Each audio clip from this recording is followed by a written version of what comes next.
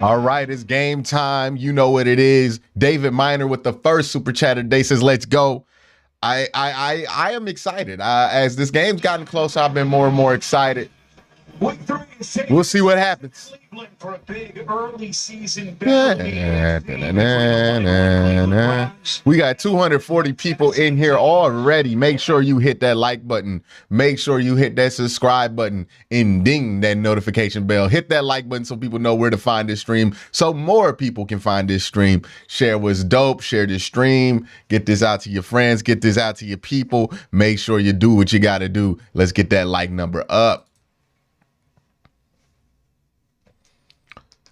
Before you know it, Fred Heim says week 3 Q looking for the offense to respond today. I think that's what we're going to want to see. I think today I don't know which Ryan Tannehill we're going to see, right? If you pressure him, maybe you don't give him enough room to get comfortable, or maybe you get the veteran version of Ryan Tannehill who's able to find some spots.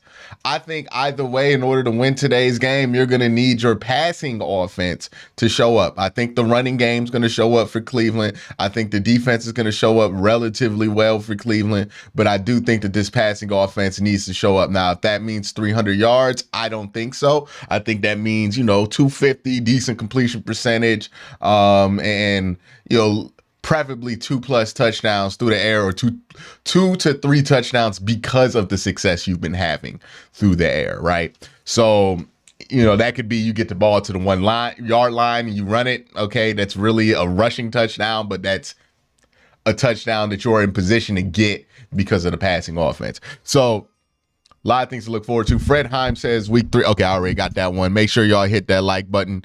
Do y'all expect, somebody said they expect a minimum of 5 combination sacks and INTs.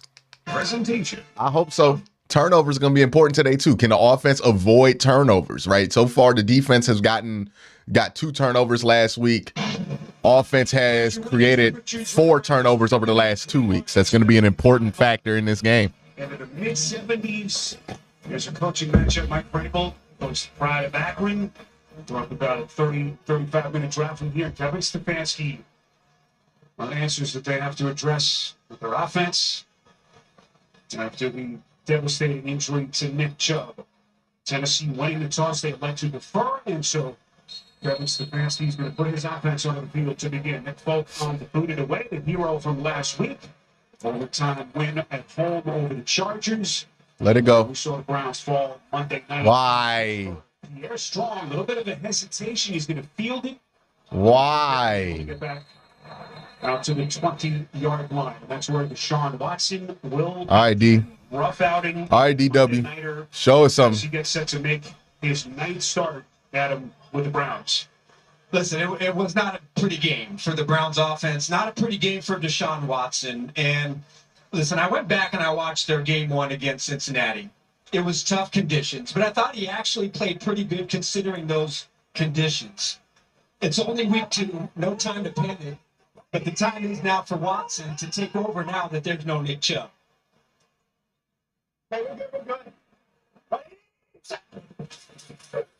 On first hit, they go play action. Watson inadvertently. Way to get back up. Makes the completion nonetheless. There we go. By Watson.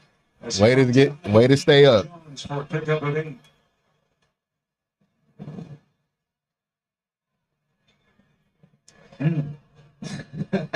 Nice little recovery, and he's able to spot Peoples-Jones out there in a flat. Very positive to just get off on the right track. This offense, there you go. Understand that above where I had to stick, what you want to be at. Can go down the field. You can run it now. Other guys can contribute and take over here on this offense. They can to play. Play action. Favorable down and distance play action.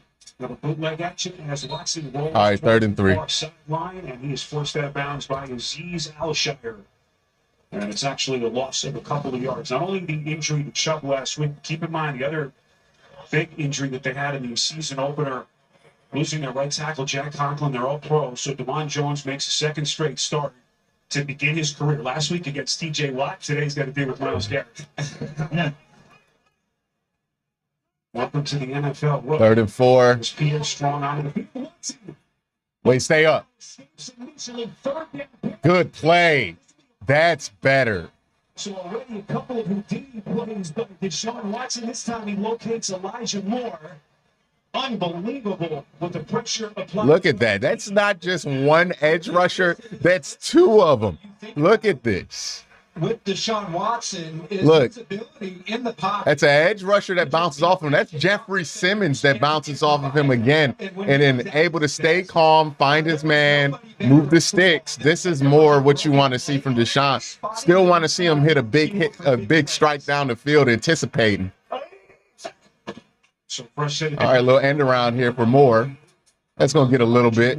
Trying to figure out how to incorporate him into this offense, a guy who's got all kinds of ability and to begin his career. And Kareem Hunt's entering the field. You can tell by how everybody's cheering. For this Tennessee defense, Denito Autry, who was a question mark today, there he is on the field. And the other good news for Mike Vrabel's defense, they get Amani Hooker and Christian Fulton back. Both of those two out last week. And Kareem Hunt, freshly signed onto the field for the first time for Cleveland on 2nd and 8. Dawson fakes it. A couple of free blitzers. Watson able to get it out to David Njoku. He breaks that tackle. He goes free big. Well, he's passing some early tests with some of this Tennessee pressure defense. Well, that was a designed screen to Njoku. And so you know you're going to get pressure. But a really nice job of Watson just doing all that he can with immediate pressure in the face. You know one thing that Tennessee, with their front seven, the strength of their defense. Hey, staying ahead of the sticks, moving the ball. To the backfield here against the Browns. I'll see again from the gun on 3rd and 6. Stay clean. Good ball.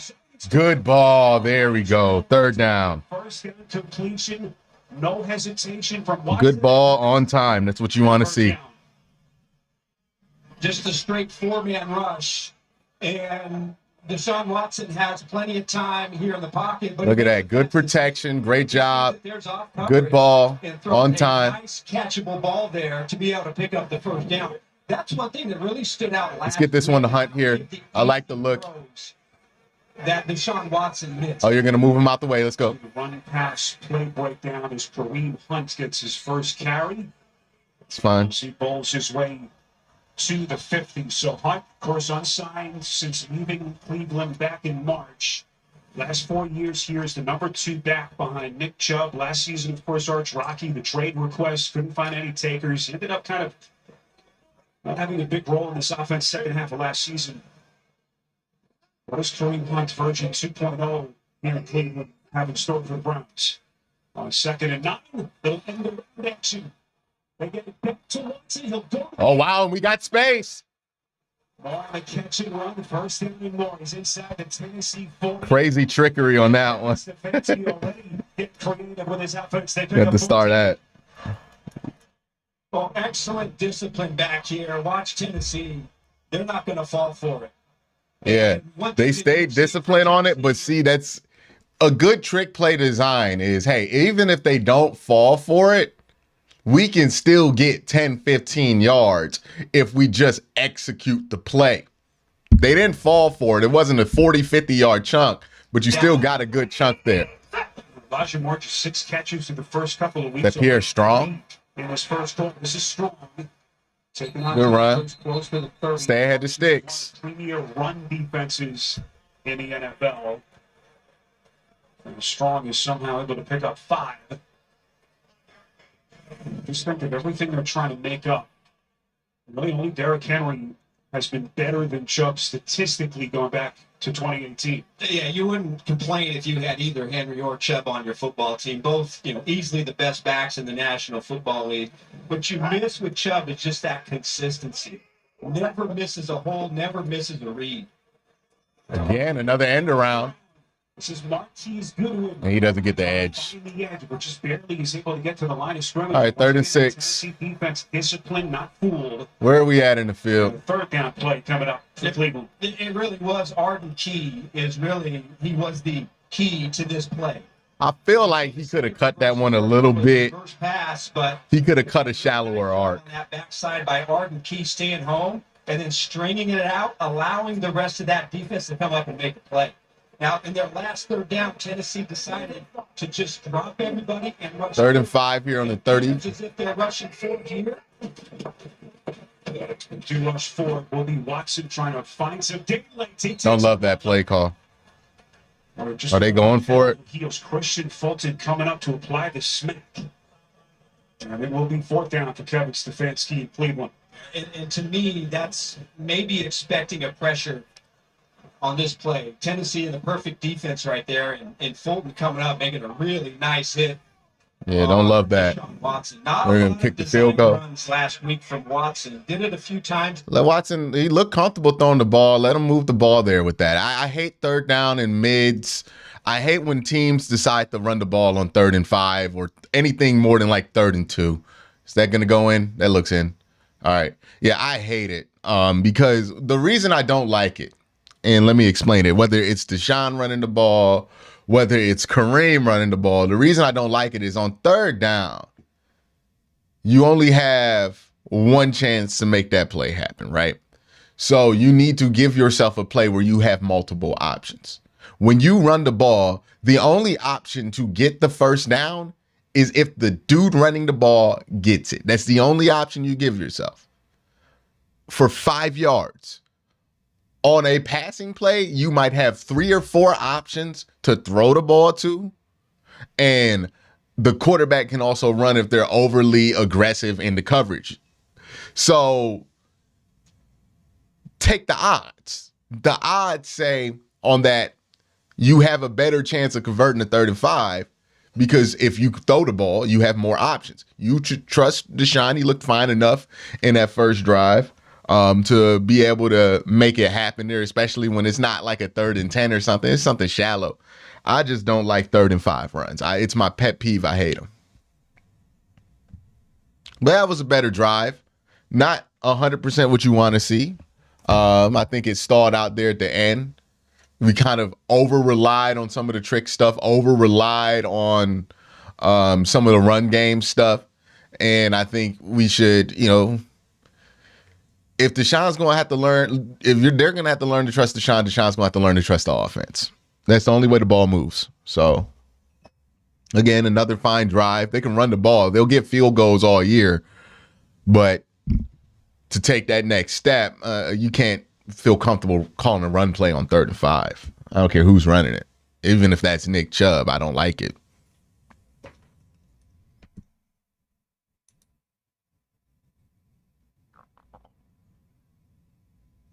Maybe he thinks that this is just going to be a defensive battle, so don't take any risk once you get past field goal range. But I just don't think you win football games playing scared.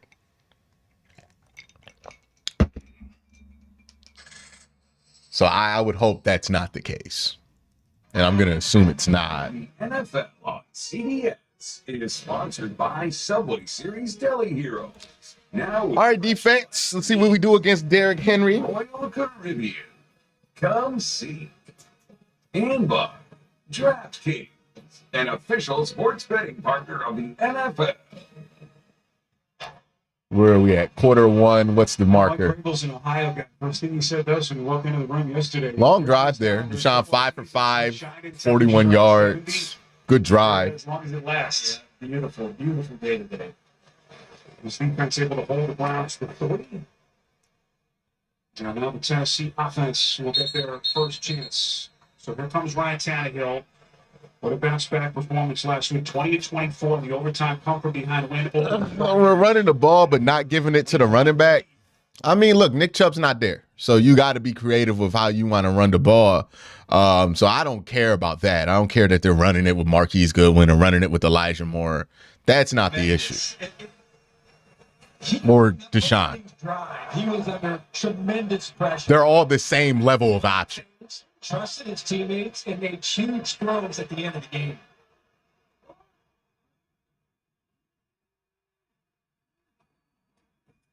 Cleveland showing pressure. Tannehill Good tackle. and completes. We're going to give them the extra 2. Traylon Burks making the catch. Key injury for this offensive line and the Tennessee Titans. Second straight week that Peter Skoronski is out. Last week they started Xavier Newman in that left guard position. Yeah, they're going to be moving this pocket early, especially in their first drive.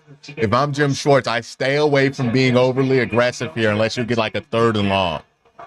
Last season, the Ravens played well. Vrabel works into the start here, 2nd and 5.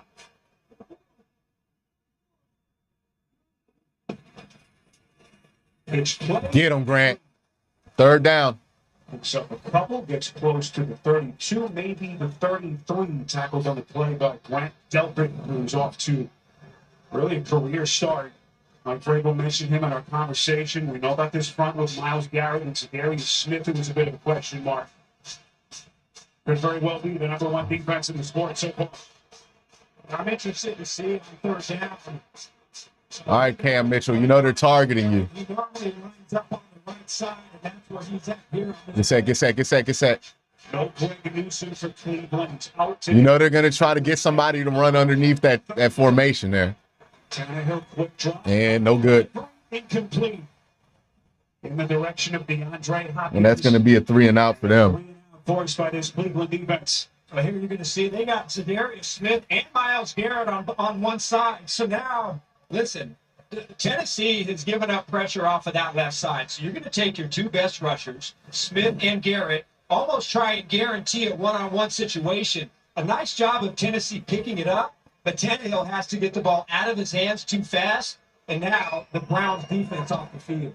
Here's Ryan Stonehouse, who may have the biggest leg of any Out of bounds. last week. Averaged more than 61 yards per punt. We'll see where the officials mark the football here. First quarter winding. Yeah. And I think a lot of that first drive where they're doing a lot of misdirection and doing the trick plays, they might have saw something on tape that made them feel like Tennessee was going to be overly aggressive or overcommit. And that might have been true for the first 2 weeks, but maybe this is the week that Tennessee decided to adjust. It would make a ton of sense for them. So now you know, okay, they're not going to overcommit on this. They're going to stay pretty disciplined on this. They're not moving with the same gravity that they would if we were running these trick plays with Nick Chubb. Okay, it's time to adjust. Now we can't necessarily rely on that. Maybe we're going to come out in a lot of empty on this drive, spread them out, and just try to take advantage of that secondary. What you want to see from Deshaun Watson in this game, period, and in this drive or in the next few drives or whatever, you want to see him hit some big plays down the field, not because somebody's wide open, not because he throws like a nice fade ball down the sideline. You want to see him attack the middle of the field with anticipation. That was the number one thing in my film breakdown that I did not see that made me feel like he wasn't where he needs to be, right? There were multiple times where instead of getting a ball out and throwing with anticipation, he holds it just a little bit long and then he gets sacked. That's what you want to see. Like if he starts doing stuff like that on the regular, he's back to being who we thought he was when the Browns traded for him. But that's going to be the barometer, right? He's going to make some pretty 50-50 ball throws on the sideline. He's always going to be good for that. He's going to make some nice runs. He's going to make some Houdini plays. He's going to make some plays out of structure. That's the stuff that you get with regular old Deshaun Watson fresh out the box. But if you want to see him get to that next level, that's what we're talking about, right? When you talk about 2020, 2019, Deshaun Watson, that's a guy who throws with anticipation and confidence in the middle of the field. And when he's doing that, he's unstoppable. So that's what you want to see, right? That's when you'll feel better. If he throws for 300 yards, but it's a lot of like weird big plays, it's not going to be as confidence inspiring as him throwing for 250 yards, but he's getting some chunks in the middle of the field. It's not about the production that he gets. It's about how that production happens. And I think that's one of the most important things for us to keep in mind when we're watching this game. With 90-minute episodes all season long, it's the biggest season ever. Survivor premieres in 3 days on CBS. 67,000 plus downtown Cleveland for the Browns and the Titans in this Week 3 battle in the AFC. 6 and change left, second offensive possession for Deshaun Watson in Cleveland as they begin just inside the wrong 20. Watson slings it over the middle. Yeah. Yes, it's fine. Amari Cooper, the drive starter. It's a pickup of 7. Take a little peek at our next-gen stats powered by AWS. Yeah, this is what is striking.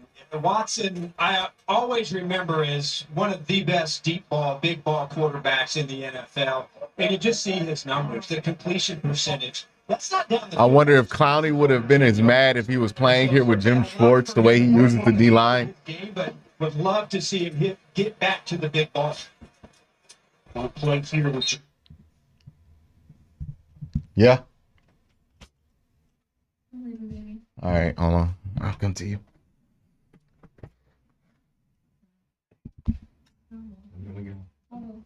Love you too.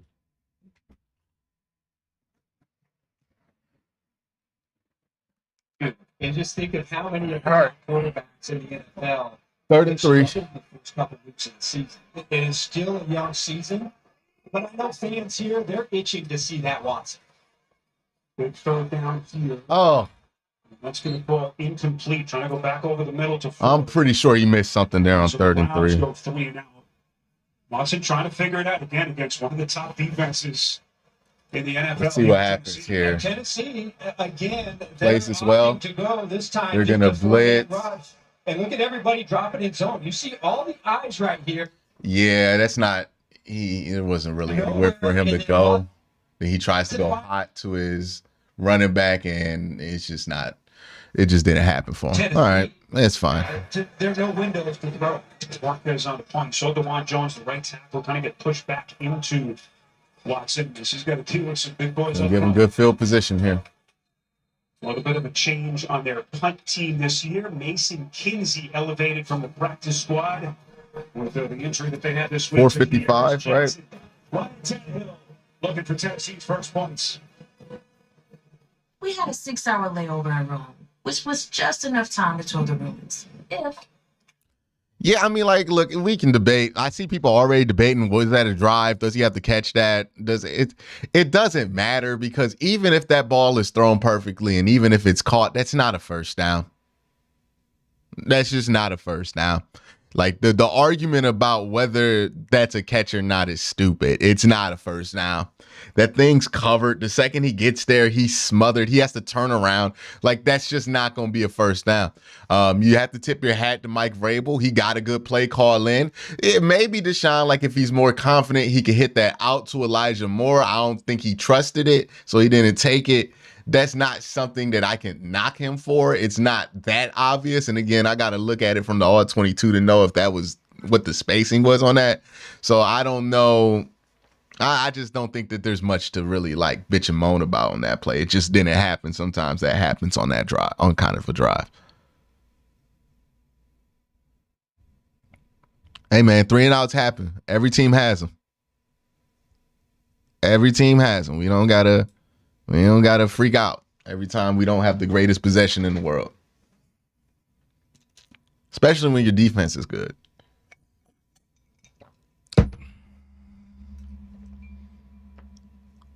Yeah, nothing looked like egregious there. It didn't look like there was a big throw that he could have hit. Like maybe you could hit the out, but like it wasn't a great look to hit the out because it looks like they're running a corner and an out concept in the cover 2. And you want to hit the corner more than you want to hit the out. You really don't want to throw the out in cover 2. So I understand why pre-snap, if he saw that, he didn't want to do that. So you take the corner. But if you don't get enough time to be able to see how the safety plays the top of that corner route, you can't throw it. So, yeah, it's just nothing happened. He had to throw it to the running back, and that shit wasn't going nowhere.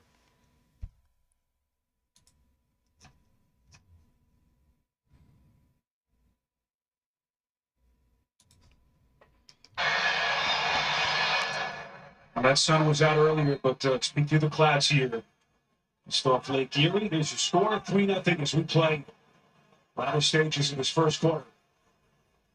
Second possession for Ryan Tannehill and Tennessee. Much better starting field position as they begin inside their own 40. Little play action. This is where Tannehill's made his bones in his career. Woo! Looking for Burks. Woo! That was covered. Coverage. Let's get a first NFL Today update with James Brown. 2 drives, 2 scores. Yep, another fast guy for the Miami Dolphins. Devon A. Chain, what's he do? Goes around the left side for an 8-yard touchdown run. Miami up 14-0 over Denver. Back to Spiro, Adam, and Aditi. Boy, that prolific offensive start for the Dolphins continues. On 2nd and 10, little sidearm delivery. Nope. This is Spears, who's been a dynamic rookie. First couple of weeks of his career. All right, 3rd and long here. For a loss of 2. Archie, you don't want to be third. Got to play your identity. No. Got to play your identity. Don't go soft there. There you go. Bring on Zadarius. Watson and the offense and Nick Chubb. And sometimes that can overshadow the turnaround, the early season turnaround that this defense has had from where they were last year. This is a much different, more aggressive, more confident defense that really has come out here today and has played no different than they have in their first 2 games. Here comes Myles Garrett They get it out quickly. Ain't going nowhere. Diego Conquo forced out of bounds, well short of the first down marker. Tannehill knew he had to get it out quickly. Another 3 and out. Once again, a 3 and out. And another, these 3 and outs for the Cleveland Browns defense look easy to them. Like a lot of times you get 3 and outs, and these 3 and outs look like they're hard to get. You need everything to go right. It just looks like these 3 and outs are easy for this defense right now. Get off and what he can do. They don't want Tannehill to just stand there in the pocket and hold and pat the ball on third down. A couple of 3 and outs forced by Jim Schwartz's defense to begin this game for the Browns. Stonehouse, #1 in punting average in the league last season. If that's his job here, they're going to pin the Browns back on their own 10-yard line. 46 yards of the punt. 3-0 on CBS. Yeah, it doesn't even look like they're working hard to get these 3 and outs. Part of that might be because Ryan Tannehill, but it's just like they're getting so much pressure. They're so sticky on the back end. It's like it's not even difficult for them. You know, it's just expected.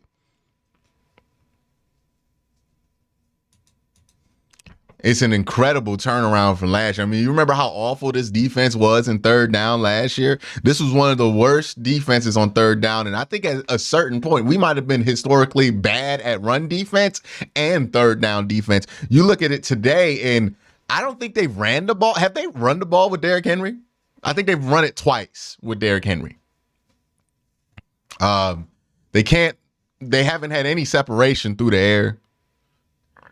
It's been a good day for the defense so far. It's only the first quarter, but 2 3 and outs to start the game. You love that.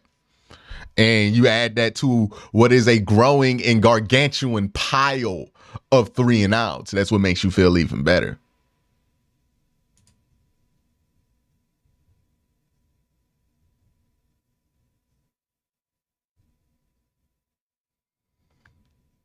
Yeah, offensively, I think you had one good drive.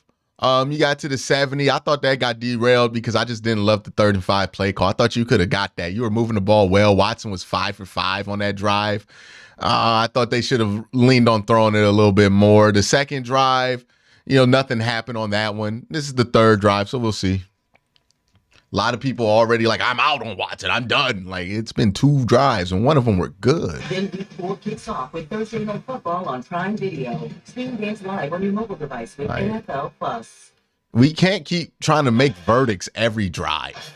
Welcome back to Cleveland, where the Browns are up 3-0 on the Titans. And as the offense and Deshaun Watson take the field again here, Watson this week faced quite a few questions about whether he can possibly regain his form before all of the drama of the last few years. I actually asked Watson if he'd ever been questioned on the football field about his football playing abilities. He said no, not in high school, not in college, and not with the Texans. He said you have to train your brain because the brain is a muscle. And he's finding ways to stay in the moment. He said it's definitely tough. And he's definitely worked on the mental aspect, the psychology, as he tries to figure this thing out. The pitch play here to a lot. Yeah, they're playing that well. We got to throw it, man. That Tennessee defense. And Arch, look, he knows what this. It's not there. They're playing that well. Record-setting contract, all those first-round picks. There's enough pressure to play that position. Right now, their defense is playing well for Tennessee. So he knows he's got to figure it out. Well, he's right. The brain is a muscle, and it does need to be trained. Here's the thing about confidence. Thoughts on Usher performing the halftime show? That's great. What do you mean? What thoughts are there other to have than positive ones? Plays before I get that confidence. That's not how it works. You need to be Thank you for the super chat, Chris. and living that you are. All right, 2nd and 9. Field regardless of the result. Come on, Deshaun, get rid of that one. 2nd and 9. He delivers A little late. That's too good. Beautiful delivery by Watson. It's a 13-yard pickup and a first down for Cleveland. And it'd be wise for these two to start to develop a nice chemistry. Yeah, it's a little late, but it's fine. Targeted 10 times, and you could say the best throw of the night from Watson was that beautiful pass, that fade ball down the sideline. Clippers have that nagging groin injury. Kelly Bell says Watson's body language looks not great. Looks impatient. Body language is bullshit science. I don't know if you know this, but that's not real. This year for Cooper. For a set of downs. Boy, Elijah Moore, March has been. Appreciate the super chat, Kelly, but Stefanski offense so far. They've only a couple here. Tackle on the play by a Sean. lot of body language and a lot of like what science around body language says is people tend to project what they want that to be into what they see with body language, not necessarily what's actually happening. It's not a good indicator of what's actually going on in somebody's mind. Are they checking? Browns still 5 wide receivers on 2nd and 8. Again, no hesitation from Watson. And first football is loose. What's the call here? Murphy Bunting falling on the football. Come on, man. What is up with this?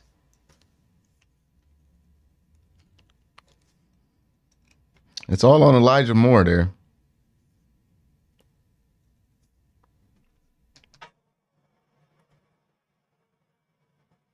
Yep, there he goes. Murphy Bunting. He just I mean, they didn't blow his forward progress dead. You can make the argument that his forward progress was stopped, but if they didn't blow it dead, his forward progress is still active. So that's a fumble. 2 drives, 2 3-and-outs. Now they have the ball inside the 20-yard line. Keep in mind, Cleveland, those 4 turnovers Monday night that turned into 2 defensive touchdowns for the Steelers. Another turnover. Another defense has to bail them out again. Jim Schwartz bringing a lot of pressure early in this game and using Delpit at the line of scrimmage. Tannehill from a Jeez. And that's Miles. Making first contact.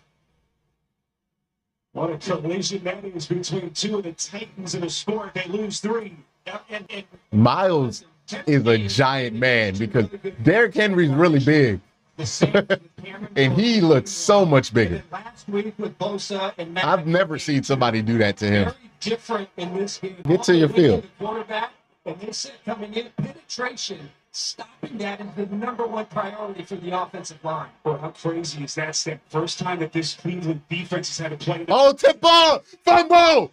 That's a live ball, and Henry falls. Damn. Miles Garrett jarring it loose for the Browns. And Garrett, the all-pro, starting to wreak havoc. That's a strip sack, by the way. And Garrett, once again, he's just working one-on-one with Dillard. Oh, You know, a lot of the pressure. yeah, it's a strip sack.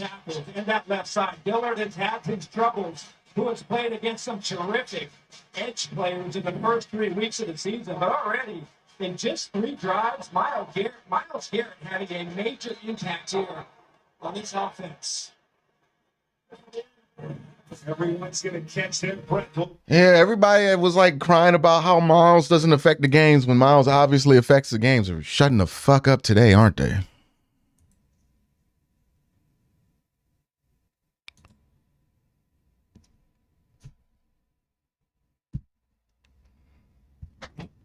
That would have been a great thing to get that strip sack back, though. But you still got the strip sack. This defense deserves every bit of love that it gets. Y'all shut up about Grant Delpit. Grant Delpit is scared. You shut up. Shut up. Please shut the fuck up. Please shut the fuck up. Oh my God. Like, come on, y'all. Grant Delpit's been an elite safety for this team, and you actually think he's scared? Or maybe something else happened in the play. I just think maybe that's definitely the case.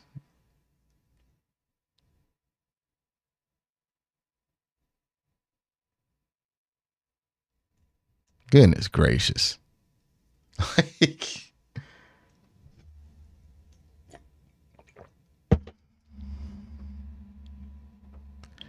nobody who plays professional football well is scared. That's crazy. That is absolutely a crazy thing to say.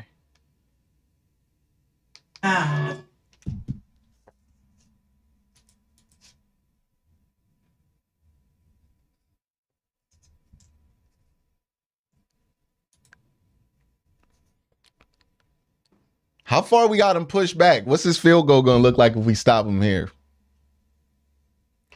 I'm 100% sure they're going to do like a quick screen or a draw on safe effort and just take the field goal. I just want to know where that field goal is going to be at.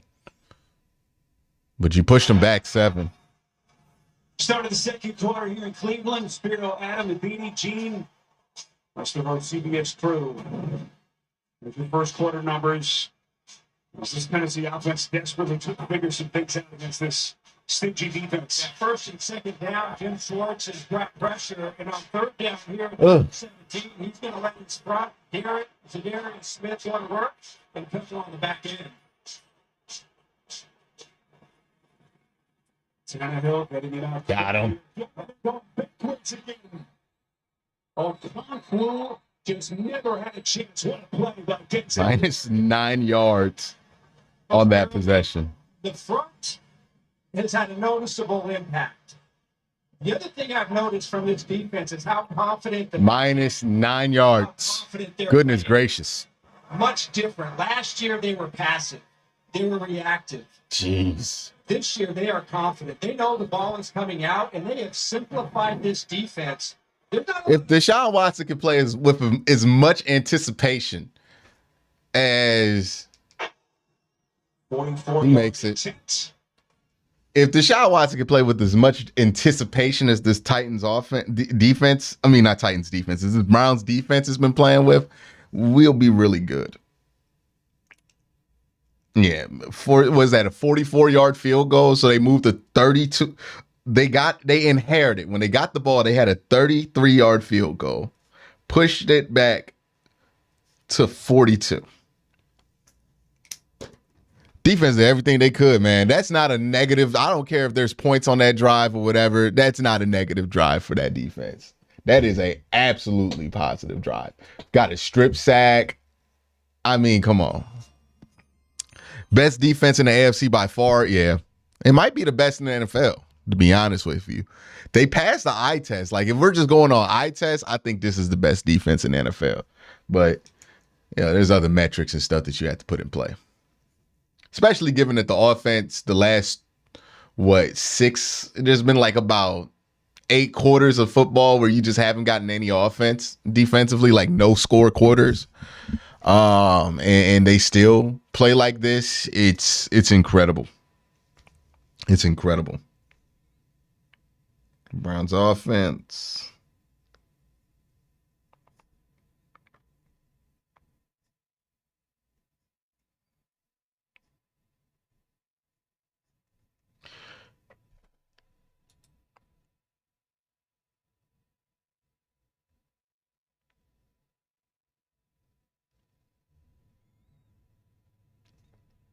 I don't know, man. Sometimes in chat, people just come in and they either want to talk about the play calling being bad, so like nothing will happen, and they're just bitching about the play calling. Like we just had that 3 and out, great drive by the defense. I look in the chat and there are people complaining about the play calling. Like, what are we doing? Are we even reacting to the game at this point? Or are you just coming on here to complain about the play calling? Even if it's not the issue. And I'm pretty sure nobody has enough information right now to know if play calling is the issue. Like, that's something you got to wait for the all 22 to come out to see if that's a problem. Like, I don't know how anybody's watching the broadcast and just saying that. All right, let's get it going, man. Queens live on Paramount Plus all season long, including next week's must-see matchups beginning at 1. Let's bounce back, offense. Try it for free today. Great to have you with us. This place is always a great scene. The Dog Pound, 67,000 plus. We are all tied at 3. Let it bounce. A little bit of a bobble. Let it bounce. You don't got to catch it. Strong. And Cleveland's going to have it at the 25. We wonder, with the absence of Chubb, such a massive part of the offense, how would Stefanski's play calling be impacted? Archie, we've seen a couple of gadget plays and some misdirection already. Well, I would think that they want to get Watson and the offense in rhythm. They want positive play. They want to string drives together. If you look at Tennessee and what their strength is, it's on their front 7. The way they run games, the way they wreak havoc along that defensive front. So They want to take the front out of it, get the ball out of Watson's hand, put some drives together, and get some positive production on offense. Well, easier said than done against this front. Watson again faces some pressure, gets it out to Njoku. There you go. Good job. Tacklers.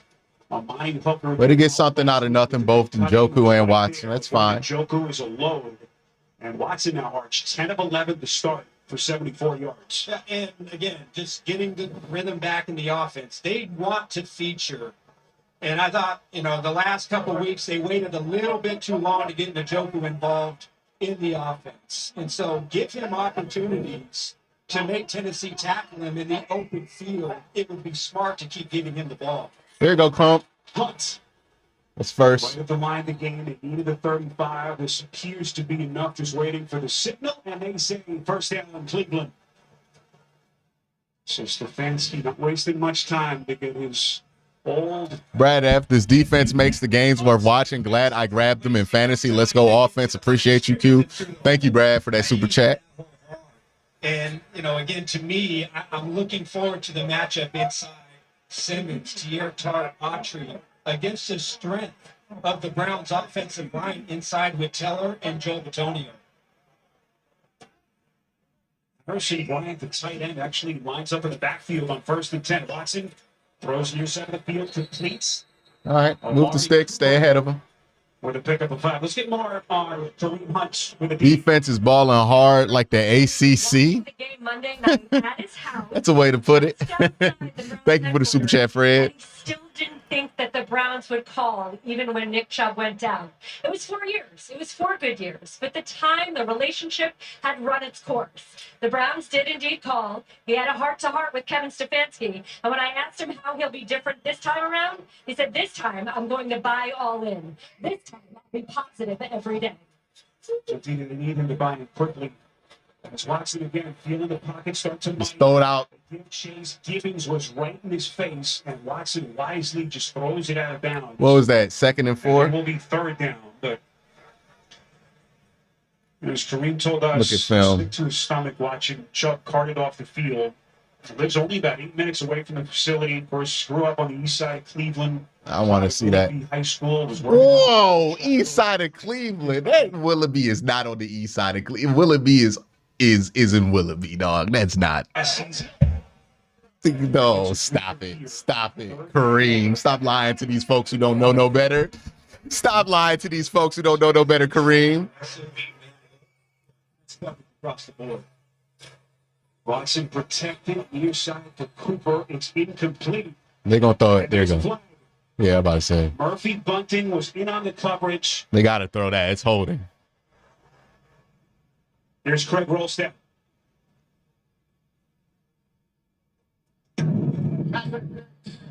Defense, number 0. These are always such tough plays, Spiro, when it's 3rd and short and you're in press. Yeah, you can't do that. And it doesn't look like a lot, but the fact that if you see Murphy Bunting, it's his hands, they just kind of wrap around the shoulders. I think if he just didn't wrap his hands around, they wouldn't have called that. There was a lot of hand fighting in the 3rd and short. There was no hand fighting either. Like, Murphy Bunting already right in the mix. He had that takeaway earlier.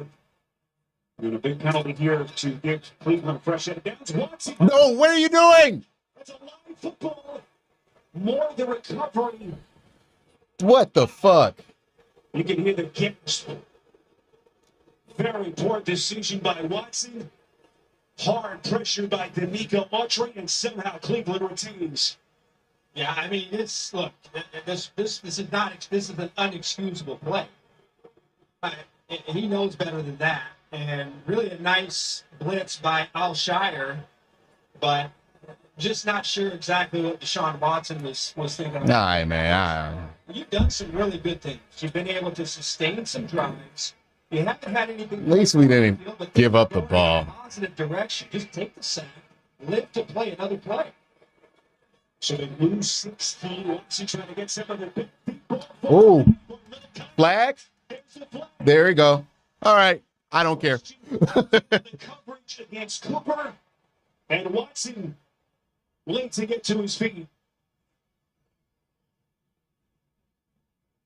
There are multiple flags. So there's a roughing the passer as well. So we've got stuff. Yeah, there's roughing the passer. There's gonna be that pass interference.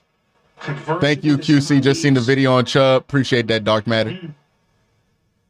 And Watson is shaken up, and they're escorting him now towards that Cleveland sideline. Dorian Thompson-Robinson, the number 2, is on the field for Cleveland.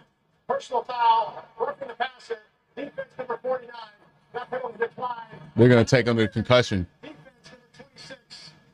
number 26. Like I said, impatient body language. See Hawkman coming and The body language had nothing to do with that dumb shit. Yeah, it's late. It's late. right across the neck, and that's certainly in the head neck area. And that's pass interference. And then Fulton climbs over the top, and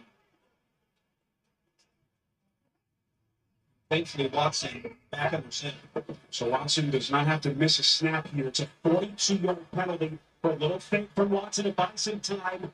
Everyone covered down the field, and Watson that time wisely just throws it out of bounds. But boy, he is running for his life against this Tennessee defense. Well, he sure is, because Tennessee, Jeffrey Simmons inside, Harold Landry, he's back and running around and looking good. Arden Key, another one, and you see Cleveland. They're covering well. A quick Hey, we said this. That's open. That's open there. few more shots. So the coverage by Tennessee's back end. Second and 10. Get off, get off, get off. Watson is not protected over the middle. There we go. All right, third and short. A yard short of the line to gain. Tackle. The O-line needs to step up. What the hell? I mean, this is a good defensive front. They're going to win some reps. So far, 6 targets, 6 catches for 46 yards. Well, I thought Njoku maybe had a chance right here. Deshaun Watson was looking in that direction, and it just looks like maybe he would have had a chance if he would have let him, but he gets the ball out of his hand. Still really a nice job to put them in third and short. Quick snap. There we Direct go. snap taken by Harrison Bryant. As Kevin Stefanski goes even. I live in Hawaii. Would never be able to follow my Browns if it weren't for you. Mahalo Nui. Mahalo Nu. I hope I said that right. Thank you, KD. The strip. Well, K Morton ED. Appreciate you. And the ill-advised decision by Deshaun Watson to throw that backward pass. Still not seeing a lot of anticipation. Cleveland has been able to march down the field and keep that offense down the field. Tennessee just hasn't been able to make a play on third down.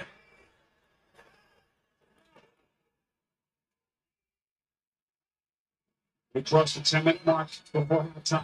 Watson first. Got him. There we go. For the touchdown. I'll take it. I'll take it.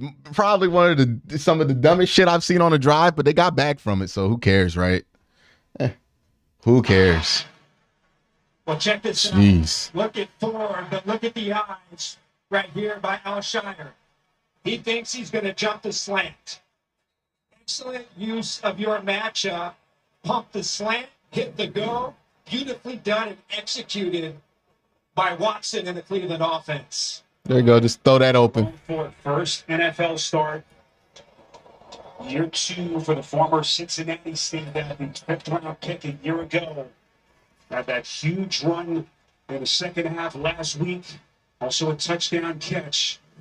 Already starting to put his imprints on this Cleveland offense. Watson. It's crazy. It's like after he did that dumb shit, it woke him up. Because like that throw to Coop was on target. Like that would have scored if he didn't get the pass interference. So maybe that woke him up. But that was some of the dumbest shit I've ever seen. Thomas Dalton, I like Watson, looks pissed off. He's ready to ball. Hey, man, as long as I never see another play like that again in my life, I'm fine. But I ain't never seen something that stupid. Like it's hard to get over that. That was really like, why would you do that? Like rookie level. Like what the? You don't even expect rookies to do that. But hey, he battled back from that, and I think he threw some of his best footballs after that. So maybe that's what he needed. Let's get this W. Go Browns is mighty. Yep. I want to see what the other drives look like before I make any determination, because that was a mixed bag if I've ever seen it. Like, that is a mixed bag.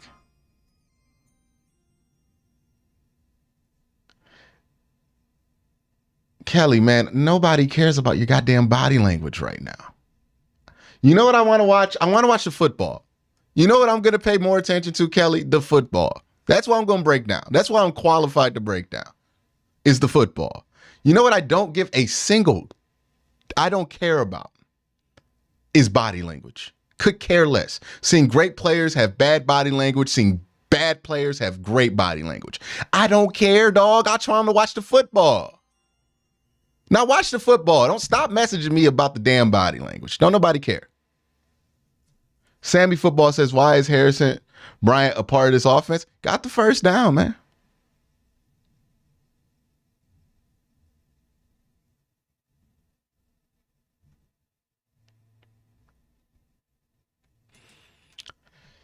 How do you get more done? FanDuel. Make every moment more. And by Wingstop. The hit to the head brung back the old Deshaun Watson. I don't know what happened. Honestly, because he got hit in the head, but he made the throw before he got hit in the head. Like, the throw there was what I thought was the most impressive thing in that drive to Amari Cooper that drew that PI. And that was after he almost he intentionally fumbled.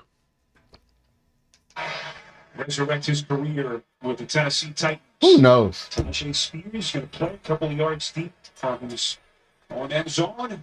And a big kick coverage down the field by Cleveland. Jeremiah Owusu-Koramoah leading the charge. It's a 21-yard return. Well, that's the question now.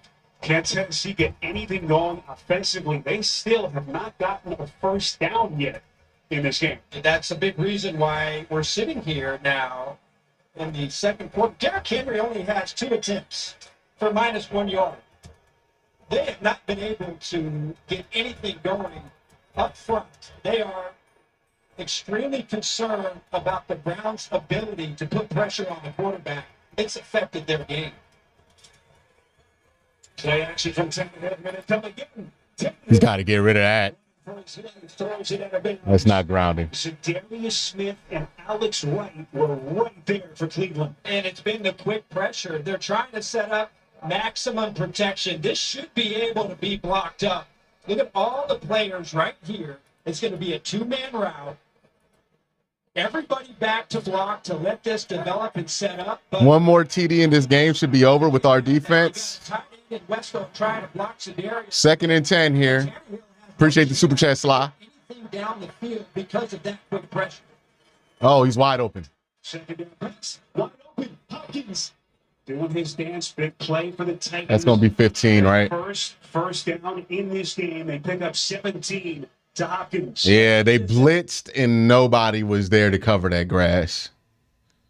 Yeah.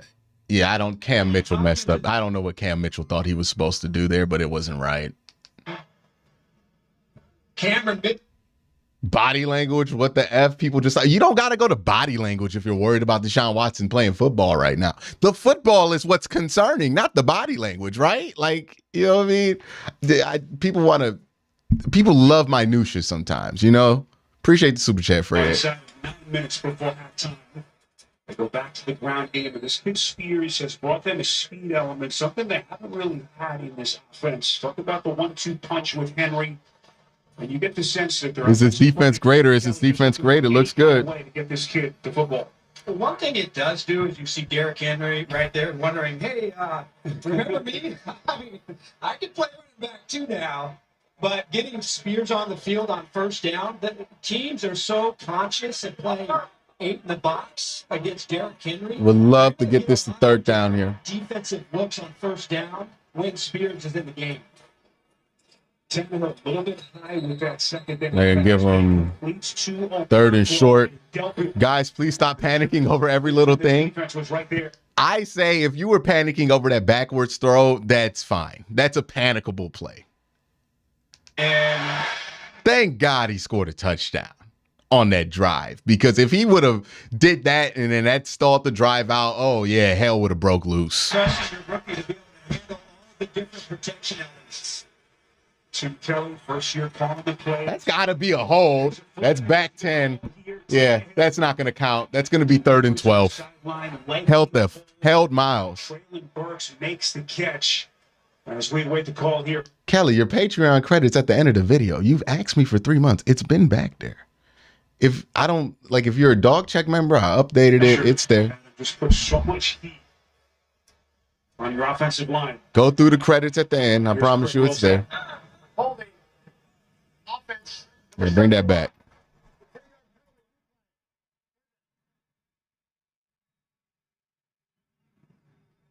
See, Myles Garrett coming off of that left side. Well, he has been in this backfield all game long. That time with power didn't look like a lot. But Tannehill tries to break the pocket, and you get that change. All right, 3rd and 12. Let's get him off here.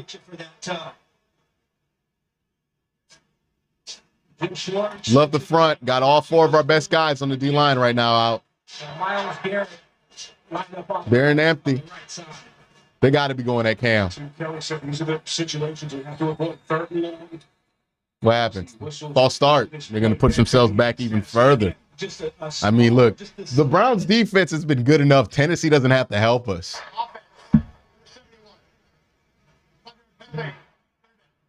No, it was on Okonkwo. Okonkwo said, oh, that's Myles Garrett. He's actually coming, y'all. Mike Vrabel right now. All right, get him off the field. Get him off the field here. They're throwing the screen. You know they're throwing the screen. Just tackle. They knew that this defense, at least what they showed on film, was confident and aggressive. And they come out here and just played phenomenally here in the first half. Yeah, play off, rally, and tackle. Oh. Some premature movement on the line of scrimmage. No, it was clock was at 0. Garrett and Tomlinson came across early. Were they drawn offside? Delay a game. Defense number 95. Undefeated the quarterback. For the 5-yard penalty. The clock was at 0. Officials are like, look, Mr. Garrett, you're quick enough as it is. We can't give you a head start. Look, 2. His get off. He was early.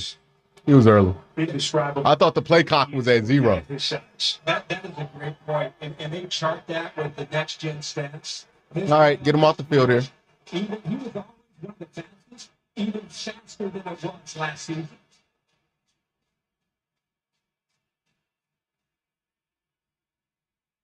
Tannehill protecting fires here. That's a flag. That's a flag. Martin Emerson on the coverage against Traylon Burks If you fall, you got to get your hands up if you're a for DB. Tennessee. What happens here is that he falls and then he grabs on to Traylon Burks as he's falling down. Look. Yeah, he falls and then he grabs him as he falls. You go down, you just got to get your hands up and fall. This defense. He sure You has. cannot grab He's him. going down, he grabs the hips at Burks. Yeah, you cannot do that. Just fall. And you know what you notice on that play? Burks, the separation at the end, when he gets going down the field, and he's a big receiver, but he's got some legit speed. Finally, Henry in the game. That's nothing. Henry on a pinch, he loses yardage again. J-O-K. Owusu Koramoah playing a little bit later than he was last year. Incredible quickness. What a play. It's not just the front, but this is a fast, athletic linebacker crew with Owusu Koramoah and Anthony Walker Jr. Way to get under that block, And man. they know that these linebackers, because of the front, they get in the line of scrimmage and in the backfield. It is a fast flow linebacker core. Hard count. Did they get him on a hard count? Starting to wreak some havoc. We'll see the call here. 2 defensive penalties against Cleveland. Defense, number 96. It's a 5-yard penalty. Second down. Make it 3 against this defense. This time it's Jordan Elliott. Spiro, tendency this year under Tim Kelly, they've been a little bit more balanced on first down running pass. They were really run heavy here. Hey, you're the Browns. You don't need to do you don't need to be extra aggressive. You just need to play them straight up. They haven't been able to play offense against you straight up. Get him a lather and let him affect this game. Only times they've moved the ball, penalties. To the penalty, 2nd and 8 pitch. There's nothing there. Just somewhat missed, but they And way to get it back, Jordan. Maurice Hurst. Oh, it was Maurice Hurst. Boy, he's been good. He's been good here. Just swims, wins. That gap's full, and he's athletic, too. Do you remember calling defensive tackles last year? Not many. They were among probably the worst group in This is great and to really watch. a big reason for their poor run defense. It is a completely revamped defensive line with Shelby Harris, Maurice Hurst, Dalvin Tomlinson. This is a legit front four, and so far, whether it's him or the offensive line, they haven't been able to stop him. On 3rd and 11. Miles is coming. Combo. Okoronkwo and Garrett coming with some heavy for the Browns. This defense is just nasty, man. This is all set up. Woo. I want to say it's Yeah, this is a nasty defense. He really sets the pick. Watch Koromoa as he comes inside and he gets that penetration. And Oh, that's the man. pick right there. Who allows Pick and roll, baby. It's the new thing on the defensive line. When they were just in the boundary of field goal range, and then certainly There you go. as the punt by Stonehouse. Well, I tell y'all about that pick and roll. It takes a Cleveland bounce, and they're going to have it at the 20 when we come back. Ferocious Cleveland. Let's go, Dog Pound, Divine Bay Robertson. Appreciate you. Appreciate you. All right, y'all. I'm about to use the restroom real quick. I'll be back. A lot of firsts. From first loves to first steps. Sure, it can be a handful at times, keeping you up at night. Come on. But with help from the Home Depot, you'll find the confidence to create the first place you call your own. The Home Depot. How doers get more done. Not you eating on your daddy's white carpet. The boy just to give you one of the wings. Get 8 of KFC's new hot and spicy wings for only $4.99. Lost Medicaid or CHIP coverage? Healthcare.gov is here for you. Where can we find a low-cost health plan? What about a plan that covers doctor visits? Emergency care? Prescriptions?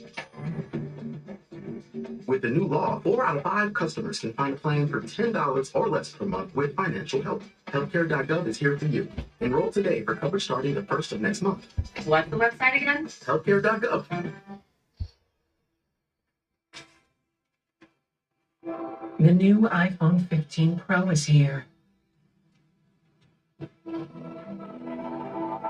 Built with titanium and featuring the most powerful iPhone camera yet. Get it with Boost Infinite and transcend to a wireless utopia. The new titanium iPhone 15 Pro on us, no trade-in needed. Enjoy unlimited wireless in the latest iPhone every year for $60. All right, man. We want to see the offense build off of what they did post Deshaun Watson backwards throw. I hope that's the rallying call for the season where it's like, hey, man, after he did that shit, man, the season turned around.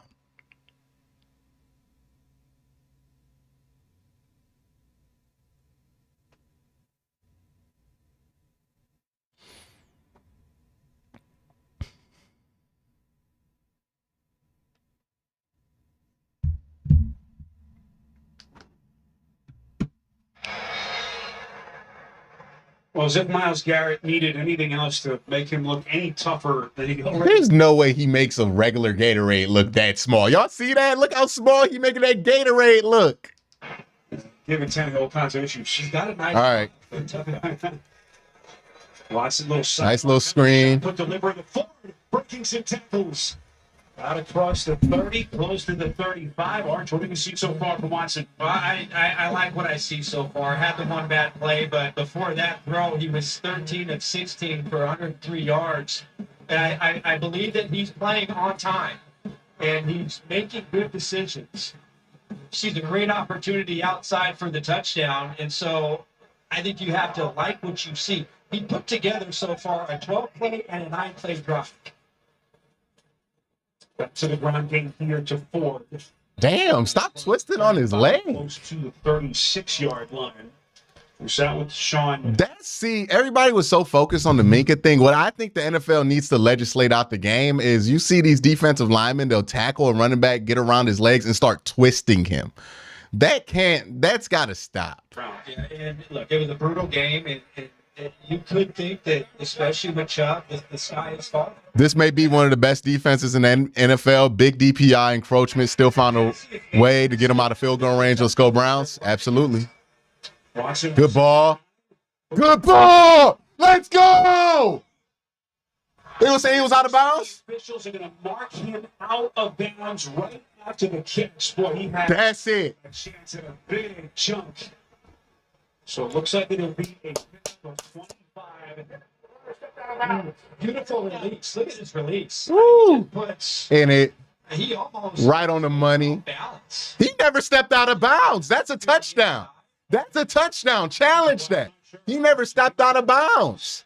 Let's take a look. He never stepped anywhere close to out of bounds. How do they call that? He's in bounds. He's in bounds. That's a touchdown. Oh, that's a brutal call. I don't think there's any doubt.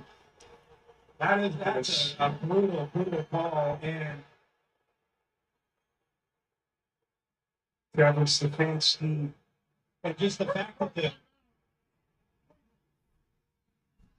the play was blown dead. The play wasn't blown dead until he got to the 15. Makes this even more interesting. They're going to give him the field position, right? His foot must have been at least. You got to be kidding me on that one. He had one guy to beat, and so Cooper broke free. So the timeout signal by Kevin Stefanski, asking them to take a look here. I mean, that's not even close. How do you say he went out of bounds? How are you looking at that? And you say he went out of bounds? Are you kidding me? Somebody explain that.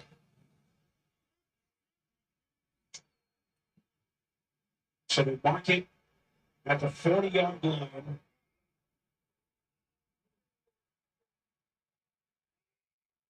Fresh set of downs. A fake handoff here to Ford. Watson protected. Puts it all under again towards the end zone to Cooper, and it's incomplete. No flags. Sean Murphy Bunting was there on the coverage. At some point, you have to ask yourself, like, what's going on with the referees? Like, how does that? That's not a mistake. Like, that can't happen. He wasn't close. That wasn't even real-time speed. You can tell he never stepped up. Who made the determination that he stepped out of bounds? Like, they need to answer that. They need to get on the mic and tell the stadium who said that, where did they see it from, and why did they think that was an appropriate call? Because that was that egregiously bad. Got to score here, though.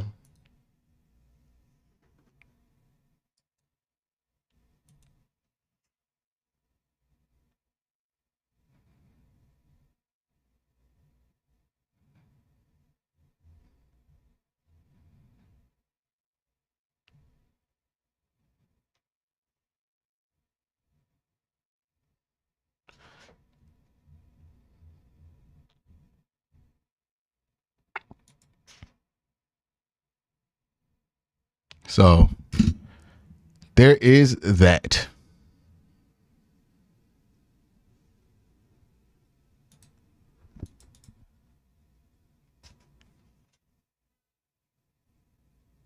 I don't know how you say that. How do you call that out of bounds? Can we file a class action lawsuit? I don't know, but come on, man. Like, that's not excusable.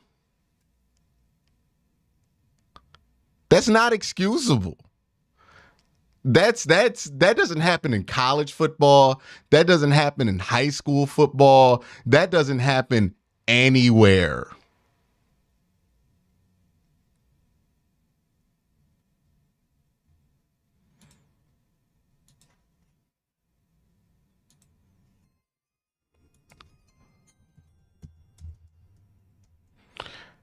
Young Banana Clip with a $20 super chat. Appreciate you. A ref in Pee Wee with a dude on a regular fan wouldn't have called that. Like, are you kidding me? Morgan, official rum sponsor of the NFL. And Burger King. Try the new BK Royal Crispy Wraps. Coming up, the Verizon halftime report will send you to New York. JB and the crew will take you around the league, scores and highlights, all to come on the Verizon halftime report. 2-minute offense now for Deshaun. All right, let's continue. Up 7 with about 58 left in a half. Hand off here to forward. Good run. Way to get something out of that. Stay ahead of the sticks. All right, 3rd and short. Take us back to Corey Johnson says the rough was standing right there, right in front of it. Somebody's got to get fired. Seems to me just to be a quick lack of focus. Things happen quickly. That's The official covering the play is under the assumption that the player had stepped out of bounds at some point, which would have made that an illegal touching of a forward pass because he would have been first to touch. He then reacts to that, blows his whistle after a potential reception, which basically just becomes an inadvertent whistle while the ball is loose. And unfortunately, in this scenario, it's just not a reviewable play, guys, and you've got to play with the mistake that happened in real time. Here comes Tennessee on 3rd down. Watson goes another. Hey, that saves field goal range. Gets into the Njoku, but the Browns are going to be well short. They pick up 4, and again, unable to keep that. Thomas Dalton said NFL said defense good, Watson good, call the refs. Yeah. Are we going for it? The decision is here on 4th down and 4.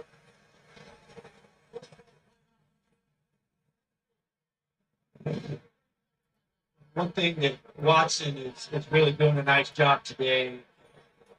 And this is They don't even make up for it by giving us that PI. Like, it's just ridiculous. defenders with the quick pressure. A nice job by McCreary on the outside to tackle that and force a 4th and 4.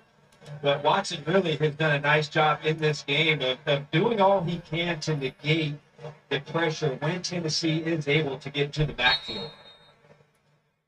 It was Mike Vrabel who actually burned the timeout here. If they get the football back into the hands of Ryan Tannehill and his offense. Here's Dustin Hopkins. He's hit from 48 so far. This will be a 52-yard attempt. For some of the kicking woes that they've had here. Cade York, the kicker they drafted last year, eventually cut him, and so it's Hopkins now. A veteran who brings 10 years of experience. With snap, good hold, and Hopkins is perfect. And the Browns build on their lead.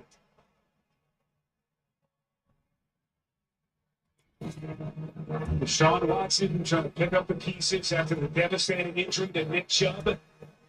Starting to work with some confidence there on 10 on CBS. In this market, you'll find Fisher Investments. Do you see this mess? These refs are killing us. AWOL says, yeah, it's just, come on, man. Like,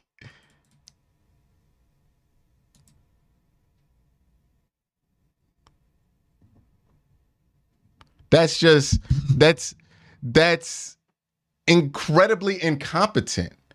There is no line in which that's an acceptable malfunction to happen. Regular dude says the players are real, but the refs are just absolute garbage. Yeah, there's no way that that's an acceptable.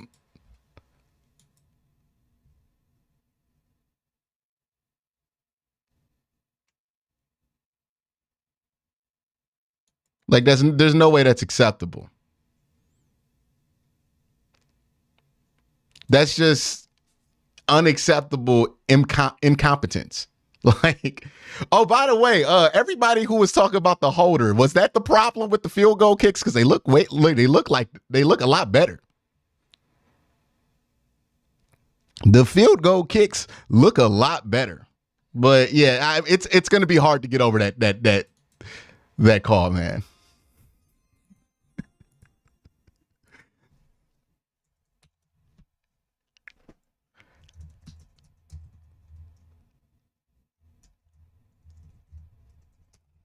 Why call it dead? It would have been reviewed anyway. Well, what they called, here's what happened. The ruling wasn't that they thought that Amari Cooper was out of bounds after he caught it. If I understand, they feel like Amari Cooper could have ran. They thought that he ran out of bounds and was the first one to touch the ball. So they thought it was illegal touching. So since they thought it was illegal touching and it wasn't, since they thought it was illegal touching, they blew the whistle on the play. And since what the Browns are reviewing is not whether Amari Cooper stayed in bounds, but if they blew the whistle too early on what they thought was an illegal touching play, that's not reviewable. If they had blew the whistle or if they had just ruled him out of bounds, I think you could challenge that. But since they thought it was illegal touching, that makes it not challengeable. It's offense. Inexcusable either way. Second half, but they've got a chance here to cut into what is a 10-point deficit with 60 seconds left. Let's go downstairs to a meeting. Spiro, the Cleveland Browns Foundation is aiming to increase attendance at schools in Ohio as part of the Stay in the Game network. Browns players visited different schools all month long, donating backpacks and school supplies and playing flag football with students. The players talked to the students about the importance of simply being in the classroom in order to reach their full potential. I would love to see it. As this defense now performing in what has been a terrific first half against Ryan Tannehill and the Titans. They're going to throw downfield. Oh, wow. Did he get both feet in? Nope. The officials say incomplete. Boy, just ran out of real estate. I don't trust that at all. Let's see what the replay says. One, nope. Out of bounds. Close. And again, there's two players that you've got to find a way to feature in this game. One is Derrick Henry, who has been. There should always be a way to challenge all calls. That is probably not a TD, but if he doesn't get caught, it's at least another 15 to 20 yards. Sustained in the opener in New Orleans. Hasn't been able to practice much over the past couple of weeks. Looking for his first kind of big play, that 17-yard catch earlier.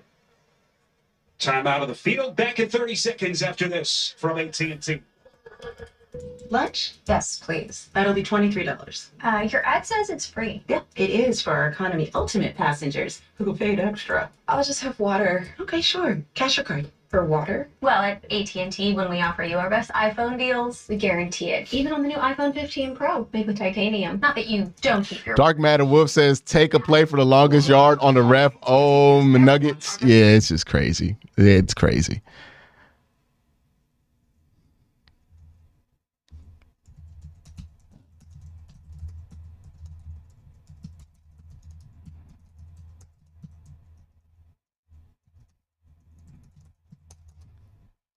I can't believe that Cooper call. I can't believe that was still.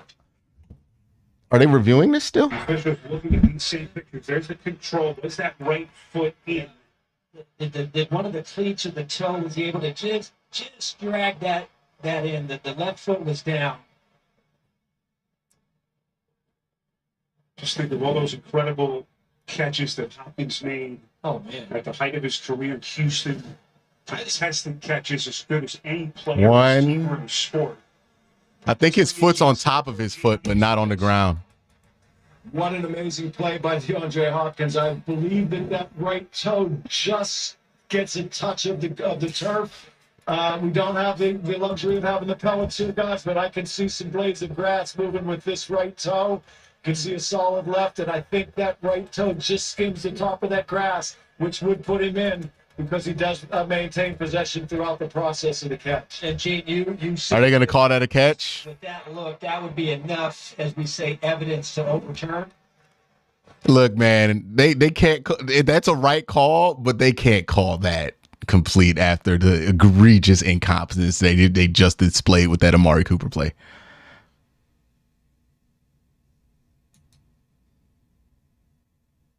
Obvious. So I think the only thing you're looking for now is if we see that a piece of that a piece of that foot has touched that ground, then it's an obvious clear result, in my opinion.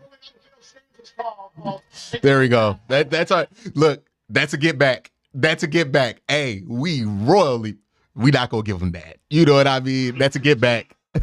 That's a get back call if I've ever seen it.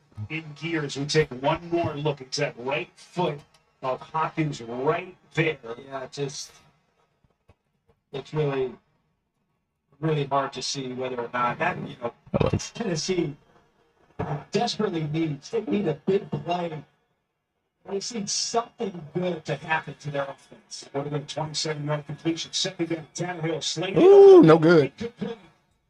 Way to play through contact. Couldn't squeeze it. What a play by Denzel Ward. Ward is always been. We might want to start calling our timeouts now. This year, playing at a high level, his ability to play the ball, and when you watch this secondary, they've been confident going after the ball with pass breakups. They're playing an aggressive style. The thinking and the great area that has played this back seven does not exist in this version of this defense. Keep in mind, Cleveland still has 2 timeouts, still 50 seconds left. Essentially getting the ball back to their offense. Tannehill off the knees. Okay, he got that. Oh, boy. Goodness gracious. Oh, D-Hop's still good, baby. Oh, my God. Catch. Almost the exact same catch. And that time it looks like he's able to get both feet down. Huge play. There it is. 2 feet. Thank you for the super chat, Dave May. All the stuff you look for. What a monster play on third down. And Tennessee on that left side did a really nice job of protecting and giving a clean pocket for Tannehill to deliver that ball to Hopkins. 44 seconds. Tannehill fires again. That's all they got there is that fade ball Once again, he works to D-Hop. Well, Tennessee, I know this is the 2-minute drill, so it's a bit of a different offense. They've tried everything in this game to neutralize the pressure, and it appears as if, as we look forward here, the rest of this drive, maybe going into the second half, look for opportunities to isolate DeAndre Hopkins and Martin Emerson. Might be the matchup that they're just going to say, hey, we need you to go out there and win this matchup. We need about another 11 yards or so to get into the range of Nick Folk. Tannehill goes to the check here. This is Spears. Runs out of bounds and to stop the clock. All right, stop them here. They can't kick a field goal. 4-yard line, 34 seconds with still 2 timeouts in Tim Kelly and Mike Vrabel's back pocket. Again, good protection here on this 2-minute drive, knowing that it's obvious passing situations and that the front four are trying to tee off on the quarterback. So give credit to Tennessee and their offensive line for giving Tannehill a little bit more time to execute this drive. Career long field goal for Folk is a 56-yard. Tannehill again. That's nothing. Right back to Spears. Are they going for it? Barely able to get back to the line of scrimmage. I don't see a reason not to. Are they going to try to kick the field goal there? Picks up a yard officially here. It's going to be. It looked like a personnel switch. It's not quite yet in the field goal range of Folk. It would be a 62-yard attempt from here, so really no choice for Vrabel and to keep his offense on the field. Yep, and you see at the top of the screen, Denzel Ward is traveling with DeAndre Hopkins. He's been on the left side. This time Hopkins on the right side.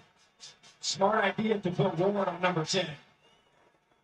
Titans need a big play from Tannehill. Get up. Oh, great catch. Good defense. Good defense. He just made a great play on there. Oh, what a throw, what a catch. Chris Moore, he picks up 35. Wow. And that's on Cam Mitchell. Yeah, he was there. He had his hands up and everything. Moore just goes over his head on it. Like, great effort there. Sometimes the offense makes plays.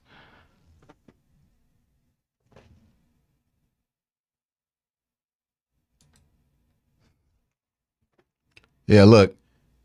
Yeah, he probably thinks he has an interception there. That's a rookie, man. He's inexperienced. Cam looks like a rookie.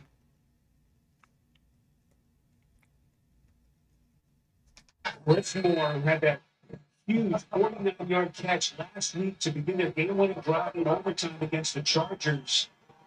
They got, what, one timeout, so they have to throw. Unbelievable. Those two big pass plays on the offense needed some big plays last week. They're delivering here. Oh. Could have been intercepted there. Body had a chance at a pick. 19 seconds. I wonder if that's going to scare him off. One timeout left for Vrabel as we take another look. Miles just destroys his tackle. In the eyes, and Tannehill is one of those quarterbacks who is not shows zero fear when throwing the ball over the middle. Hasn't really done it a lot in this game, but there is not a window that he's afraid of throwing into. And remind you, Tennessee will have the football to begin the second half. They're looking for some points right here. This is Spears. Good tackle. Terrific open field tackle. That's Juan Thornhill. Coming over in free agency. All Newsome slander will stop after this week. Yeah, Newsome would have made a difference. They're going to call their last timeout with 13 seconds left.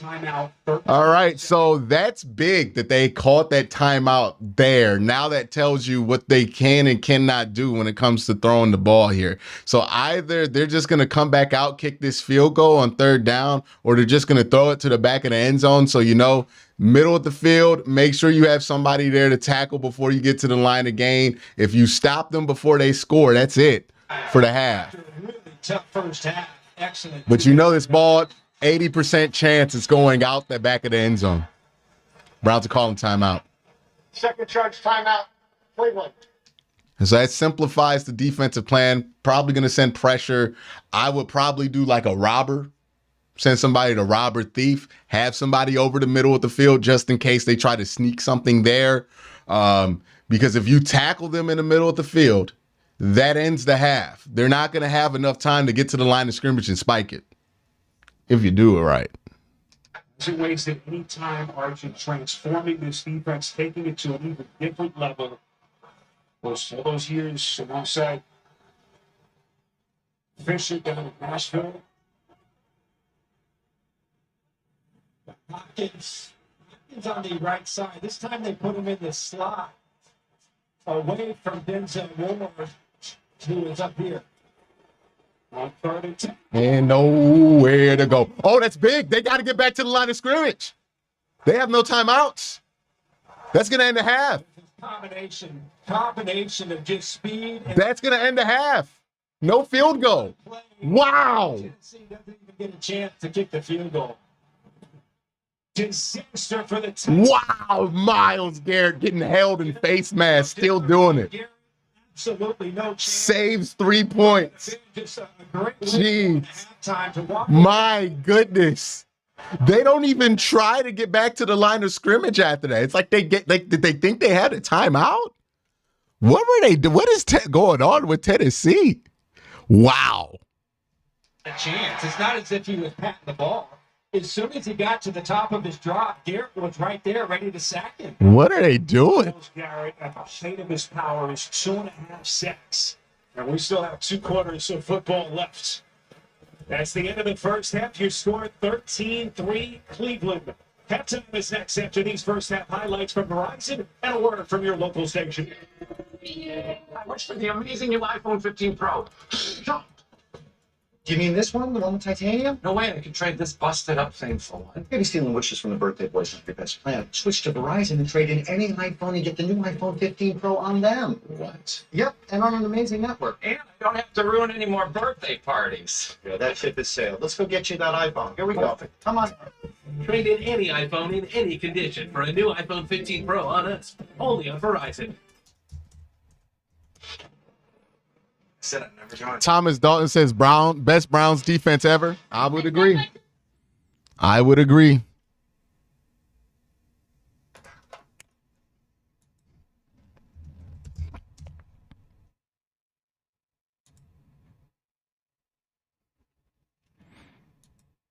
I would agree.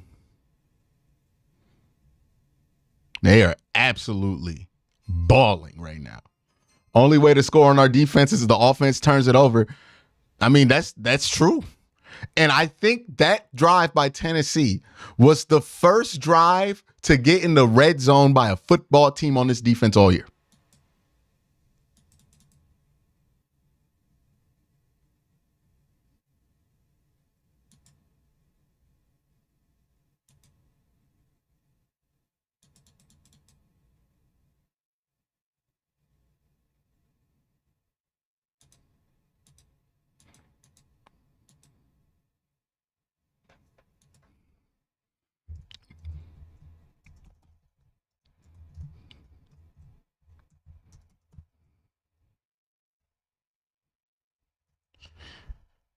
Yeah, I don't ever want to hear anybody talk shit about Myles Garrett again. I don't ever want to hear any slander in these comment sections about Myles Garrett. My man has 4 tackles, a tackle for loss, and 2.5 sacks, and a strip sack. I don't ever want to hear it. I don't ever want to hear your slander. I don't ever want to hear you get mad because, oh, he's not better than TJ. Why do people say he's better than TJ? Because he's better than TJ. Every football player that watches the game tells you he better than TJ because he better. Now you got the sack numbers. Get excited about that. Don't want to hear anybody else say that. Lockdown on the lake. Just saved 3 points. Shout out to Mike Bravel because shout out to not Mike Bravel, but Ryan Tannehill saved 3 points because why did they not clock that? They had a chance to clock it. That was crazy. I didn't even know why they played that, why they ran something there. Yeah. By the way, all your friends that like to meat ride TJ Watt that are Browns fans, those weirdos, tell them where they can shove it.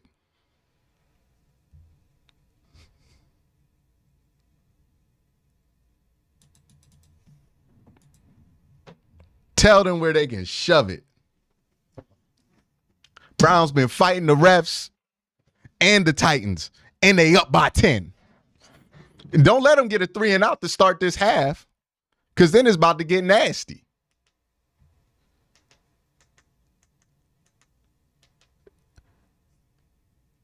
That's what you want to see. That's a nice little bounce back. I mean, it's not a bounce back for the defense. It was 3rd down. It wasn't 4th down. It was 3rd down. They could have they couldn't clock it. Yeah, why did they run a play then? Why did they run a play? 13 seconds left. They should have just kicked the field goal.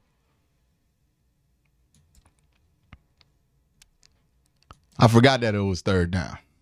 You're all wrapped up in the Myles Garrett excitement. I forgot it was 3rd down. But why run a play there? You know your offense sucks. Gave them the opportunity.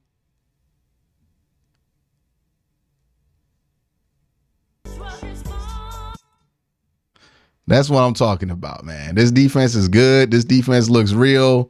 I'm excited about it. I hope you are. This is good. Good stuff here. Good stuff here. This is the best stuff here. Like it. What are some of the questions y'all have after this first half? What are some of the concerns that you have after this? Oh, my God. Miami put up 35 in the first half on somebody? Good Lord. Goodness gracious. Sweetness. All right, Q. We got to get a nickname for this defense. We need some suggestions for the chat. The Thuggish Ruggish Bone. I don't know what we're going to call it, but it's nasty. It's disgusting. It's gross. It is the, I don't know. I ain't got no nickname. I'm going to have to wait. I'm going to wait till it comes to me. I'm not going to force it. We're going to wait till it's natural.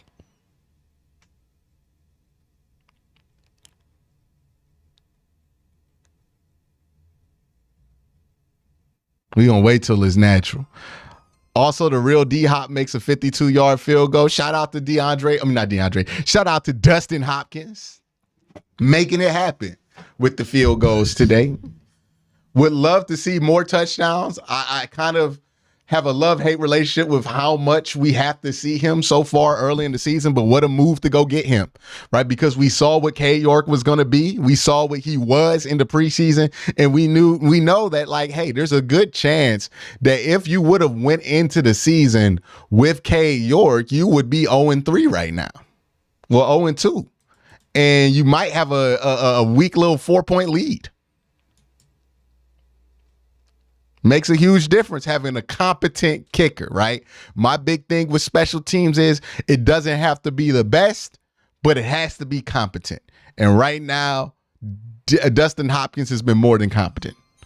Whoever said anything bad about Myles Garrett, brother, you should see what people be writing. You should see what people be out here saying. Oh, well, he didn't have 1,000,000 sacks versus the Steelers, so he wasn't good. Like, people don't watch football. They like to read it. You know, they see TJ Watt, who got, 3 sacks in the late portion. Well, he didn't even get a sack for real in that game. He got like 1 free run. And people get all like hot about that. But Myles Garrett, like, you know, people don't want to notice what he does is special. Orange wet noodle. Nah, Mighty, that's not gonna be it, man. I tried. Mighty, one of my favorite guys in the chat, but I can't act like that was hot and keep my integrity. That wasn't hot. But keep them coming, Mighty. Keep them coming. You know what I mean? I appreciate the effort. Orange wet noodle, I don't like how that sounds. That does not come off my tongue in a way that I appreciate. Nick Chubb is out for the year, and he still has more rushing yards than Derrick Henry in the first through one half. Derrick has negative 70 yards. Nasty work.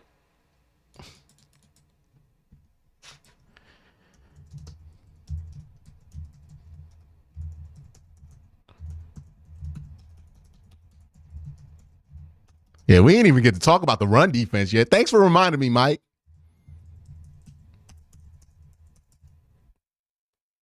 Thanks for reminding me. This run defense is like, yo, Derrick Henry looks helpless out there.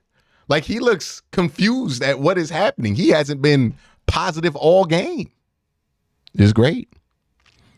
Just great. It's a great half of football. Defensively. Offensively, look, outside of that one, I don't know what happened there mentally, play from Deshaun. He's been fine. He's been fine. I don't think he's been great, but I think he's been fine.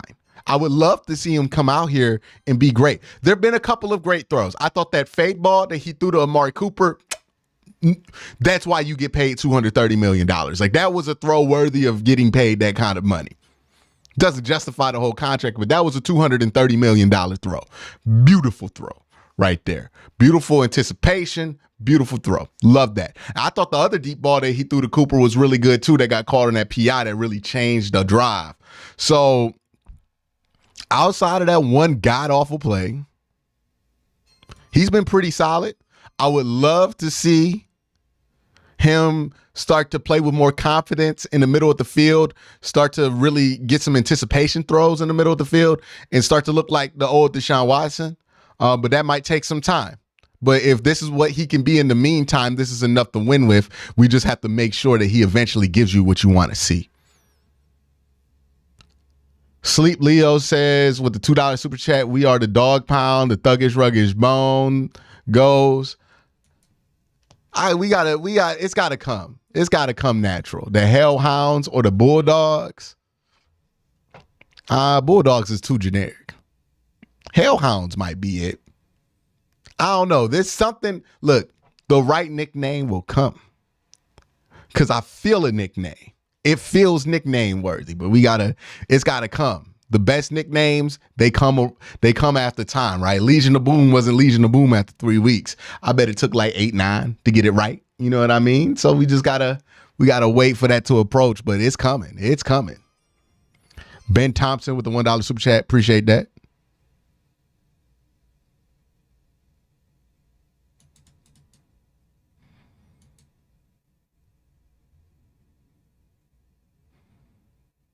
Derrick Henry with 4 rushes comes from Jake Trotter. Derrick Henry has 4 rushes for -7 yards, the fewest rushing yards in any half of his career. The Browns had maybe the worst run defense last year. It's clearly not the case this year. It might be the opposite.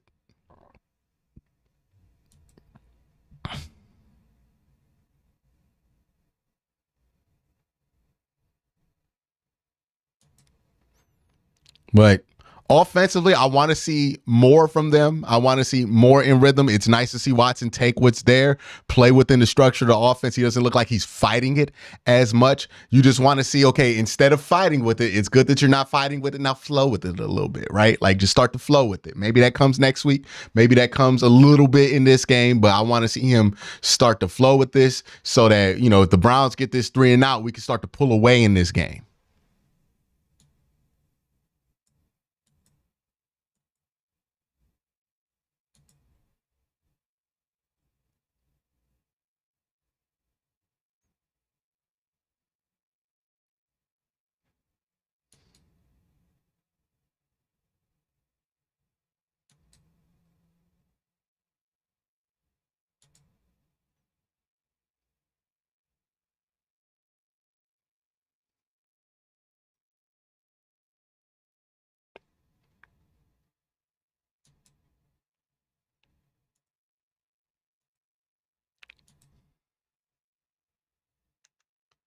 All right, we back. So let's continue it. Let's keep that pressure going. What would you rate Of this entire Cyberpunk? I don't like RPGs, to be honest with you. I tried to play it. It takes too long to get into it. Actually, the defense is swarming. Did you ever think you'd do a Tennessee game and say that they'd have -2 rushing yards after an entire first half of play? That is a crazy stat. Henry, of course, has been the #1 running back in the league the last couple of years. Do they stick to their offensive game plan? Let's see how they handle this. We go downstairs to an eating spoke for both coaches. Mike Vrabel spent most of that second quarter telling his players, we just have to regroup, and that's exactly what he told me. We just have to regroup and get to the fourth quarter. We know that these games are tight. With protection on that last possession, and he's happy he has the ball now. But of course, Kevin Stefanski, he said, we love having our defense out first because they're the ones that set the tempo. All right, let's keep it going. Hey, all gas, no brakes. All gas, no brakes. Tennessee coming up empty. That disastrous sack that they gave up to Myles Garrett. Q, call the D, the dogs of doom. Tennessee begins at their 25-yard line. Yeah, he's going to get one of them. Able to bounce to the outside, finally trying to get some positive yardage going. But how about this? All gas, no brakes. Keep it on them. It's really one of their best tests of the season. Whether it's up front, Myles Garrett winning. Nice little blitz inside. Okaronko will get to the quarterback and then the back end. Playing with confidence, breaking up passes. Huge play at the end of the first half. Myles Garrett sacking Tannehill. Clockwork Orange, maybe too much. Kubrick, though. Yeah, I don't think we want to do that. No, sir. He is not able to get to the line of scrimmage. Martin Emerson and Owusu Koromoa dumping him for a loss of a yard. I'm very impressed. Fred Dons, appreciate the super chat. Cleveland is tackling in this game. Just good tackling right here. Is able to get to the open field or get to the edge. They have been short tacklers. They have made it so tough on Tennessee. And now Tannehill has to navigate 3rd and 2. DeAndre Hopkins actually lining up in the backfield here on 3rd and short. Hopkins. Nah, play short technique. They got it. Play call there by Tim Kelly. And a quick strike, Tannehill. They pick up 4. Hey, just first down. get him off the field here, though. This set right here. Trying to hide him. They have to get as creative as possible and find ways to get him the ball and Derrick Henry the football.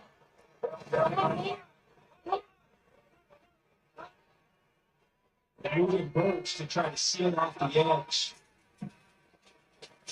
There we go. Bottle that up. Just barely able to get back to the line of scrimmage, which is interesting to see Tim Kelly, the first-year offensive coordinator. They promoted him from the passing game coordinator position. He's been with Vrabel, going back to their days together in Houston. A lot of similar concepts, but a lot different. All right, let's get it going. Tannehill told us yesterday. Yeah, they're trying to get a little bit more balance, and they Let's get it going back, defense. It always starts up front, and if you can't establish, and everything runs first through Henry. Every defense comes in stopping 22. If you can't get him going, it's going to be a tough day. Henry, Nope. again, just can't break free against this swarming defense. Anthony Walker getting there first for the Browns. Well, look, They are trying anything to get Derrick Henry open. That was a draw. It's making plays, but look how fast these backers get downhill. Look how fast. 5 and 6 for the Browns are just swarming to the football. Key to getting Derrick Henry. You got to get him before he gets started. 12 minute offense. That's going to be good job. So many men in the huddle. Well, you mentioned the defensive tackles that Cleveland improved on. Remember the linebackers, all the injuries that they've had to deal with at that part of the field with their defense. Wow. Tua Tagovailoa is 16 for 16 right now. For Jim Schwartz. Now it's third and 13. So they've got protection here. They're trying to do something to help out on the edges to give Tannehill a chance to set up and throw the ball. Not much pressure. This time, and the pocket starts to collapse. Tannehill fires. No good. Big stop. Boy, Burks had a step. It was a tough, tight window for Tannehill to throw into, but he knows he has Nothing's easy right now for Tennessee. Time in the pocket this time. The Browns, they're playing zone. But look, there's no window. The underneath coverage. You see Walker come from inside out. Let's look at the other side. What's Traylon Burks doing? He's got a free safety, and Tannehill has to try to roll outside the pocket. Can't make an accurate throw. Just catch it. Stonehouse fielding Donovan. Jones and terrific punt coverage down the field. Donovan. The Titans. Somebody got to show Donovan Peoples-Jones his 40 time so he understands what he's not. Because he be out here trying to go cut backfield like he's Tyreek Hill. He is very much slower than Tyreek Hill. He's like a whole 3/4 of a second slower. What is he doing? Only apologize. Young lady who was mid-30s, a couple of kids, recently went through a divorce. She had a lot of questions when she came in. I watched my mother go through being a single mom. At the end of the day, my mom raised 3 children, including myself. So once the client knew that she was hurt, to help her move forward. Your client won't care how much you know until they know how much you care. Oh, it's about to be a party in here. BetMGM's got all the sports betting in one place. Yeah, but good stops by the defense. Way to get there. Way to just attack. Keep the gas going. That's the one thing that I've because I still have this Joe Woods. And let me ask you guys, do y'all have this Joe Woods anxiety that like whenever the defense plays super well, you're so worried that they're going to start taking the gas, like taking their foot off the pedal? That's not happening, right? Like I think the last 2 weeks have showed us that this defense does not take their gas off the pedal. I mean, their foot off the pedal. Like they all gas, no brakes. That's what this defense is. They are going to go.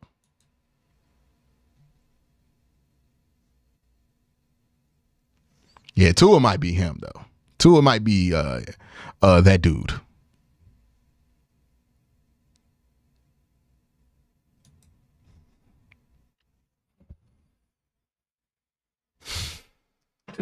So, like they surround me, and they don't play fair.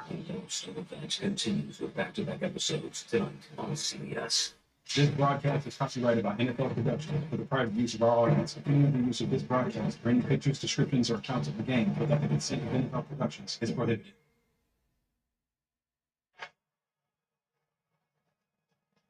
The Browns can't hope for any better defense than what they've gotten so far from their group. Sacks already. Just joined us.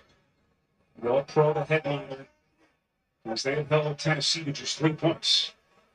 Watch Deshaun Watson back on the field as they begin at their own 15-yard line. Elijah Moore in motion. Get outside. Good run. Career start. And a good drive starter for Cleveland. Run out of bounds by Hooker. Good run. But you look at their first half possessions, and the question you can you really expect them to change their identity overnight in the absence of Chubb? They run heavy. They've led the league in rushing first couple of weeks, but this has looked like a little bit of a different offense so far. Well, and you look at time of possession, and I know Tennessee had, they had the ball at the end of that first half. They've dominated time of possession, and it hasn't been because of the run game. It's been because I would love Deshaun Watson only 4 incompletions. They've been able to control the game through their short, quick passing game.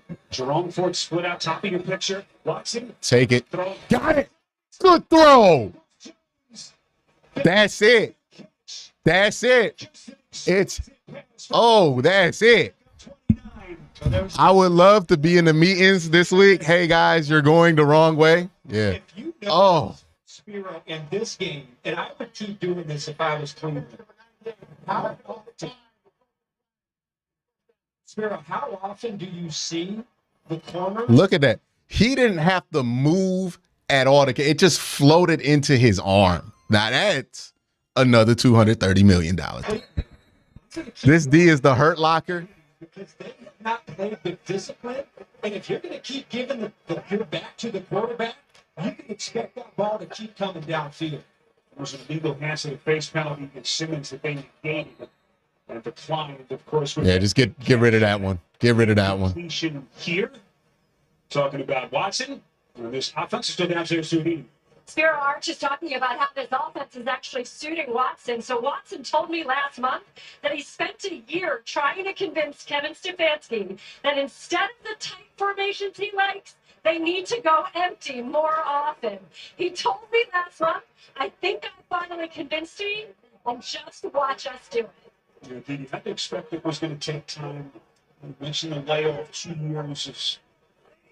Just continues to try to get comfortable with his coach and play call. Here you go, got it.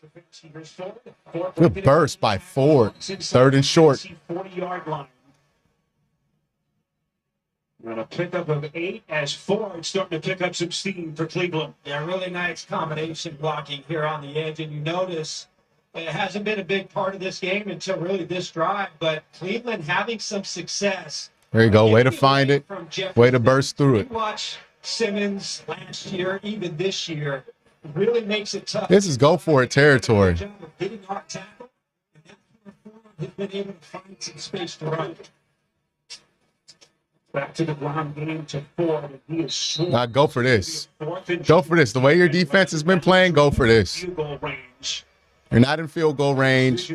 Your punter's not good enough to trust him to pin. Go for this. And at least for the moment, looks like he's going to keep his offense on the field. Go for this. Go empty. And I would say, really because Look for more here. Run that drag. Yeah, run that drag. Run that whip route with more. Nah, not enough space. This will down. 4th and a long 2. Line the gain is a 37. Watson fires. Incomplete. There you go. Late flag. Amari Cooper against Sean Murphy Bunting. Illegal touching. I think his back was to Watson again. If I'm not mistaken. Yep.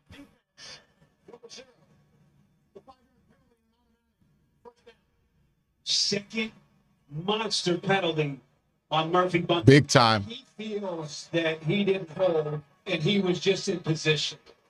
But what he doesn't realize is when you have that look, that right hand, and it gets outside the framework, it looks like a hold to the official, and they'll call it every time.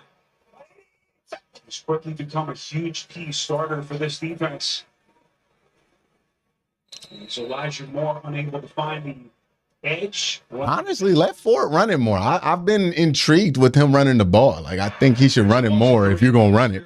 Instead of going to these Elijah Moore runs. Let me note that. Monty Hooker was going to be back, and certainly it looked like last week they missed both of those players. You know, the one thing that really stands out with this defense, in really all 3 games, they've had critical breakdowns and mistakes. Every member of that secondary has had a piece of a breakdown or a mistake here in the first 3 games. You got it. 13 Cooper. 3rd and 5. By Watson, as they'll get him in a favorable distance here. They pick up 8. And Shane Bowen, defensive coordinator, working alongside Mike Vrabel. It makes it tough to call the defense when you are having that much success in that short, quick game. Because, again, have we heard Harold Landry's name yet? Jeffrey Simmons really hasn't had a chance to impact. And now here on a 3rd and 5, expect the ball to come out quickly one more time. It'd be about a 47-yard field goal from right here. Watson. Got him. There we go. In the red zone. Let's score. Let's score. They pick up a dozen as he works on Byard. The protection is excellent, but right here, you've got to be Nice anticipation. right behind. Feels it. That is a high. That's what you want to see. And they're working on Elijah Molden. He's got to understand, hey, don't play this short. Like, they're coming right behind you and get inside, squeeze inside. Don't wait to see it. No, it's there. Trust it. There you go. See Watson's numbers as he approaches 200 yards through the play. Just run that. Looking, tucks it away. He's going to run for it here. Picks up about 5. Ooh, he's hurt. He's hurt. Yeah, very decisive with his decision making. Looks like could be an injured Tennessee defender here. That's T.R. Tart. Yeah, it looked like he got the wind knocked out of him. Injuring.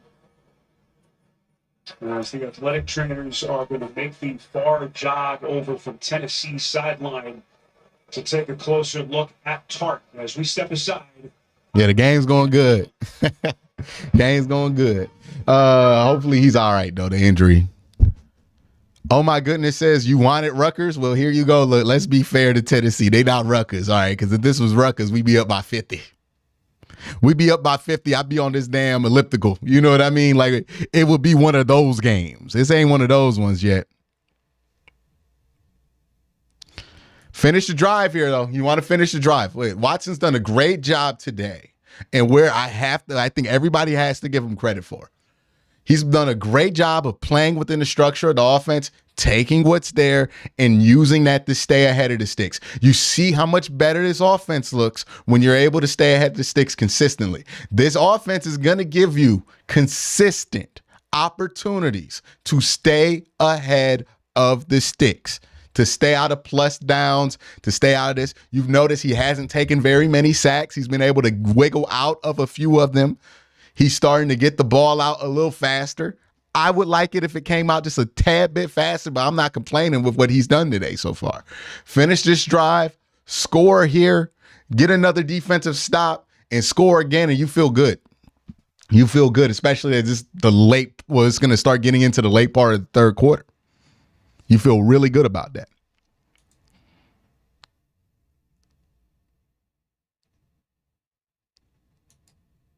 Yeah, this is a much better performance, much more encouraging performance from Deshaun Watson today. I think everybody can agree with that this has been a more encouraging performance, a more encouraging outing.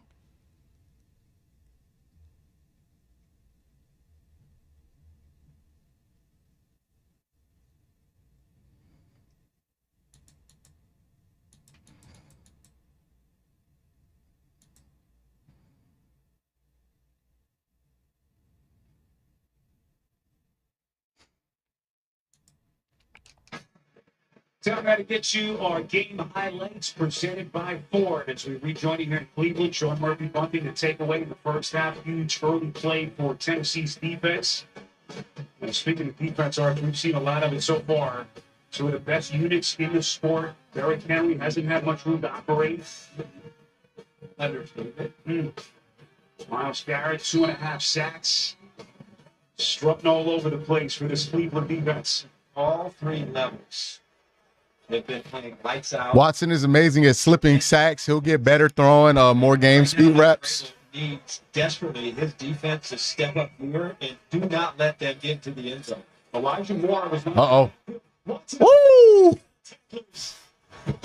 It'll be a first and goal Cleveland. I'm not sure Kevin Stefanski wants his quarterback taking those kinds of hits. Well, then, Spiro, you probably shouldn't call a quarterback power because this is designed. They're going to pull the backside and they're coming around, and then Watson right up the middle. Finish the drive. To fake it, and then he's just going to pull, like, follow that backside. And look at how they climb up to that second level. Wyatt Teller and company. First and goal for the 3. Got it. Got it. Touchdown. Touchdown. Make sure he didn't fumble.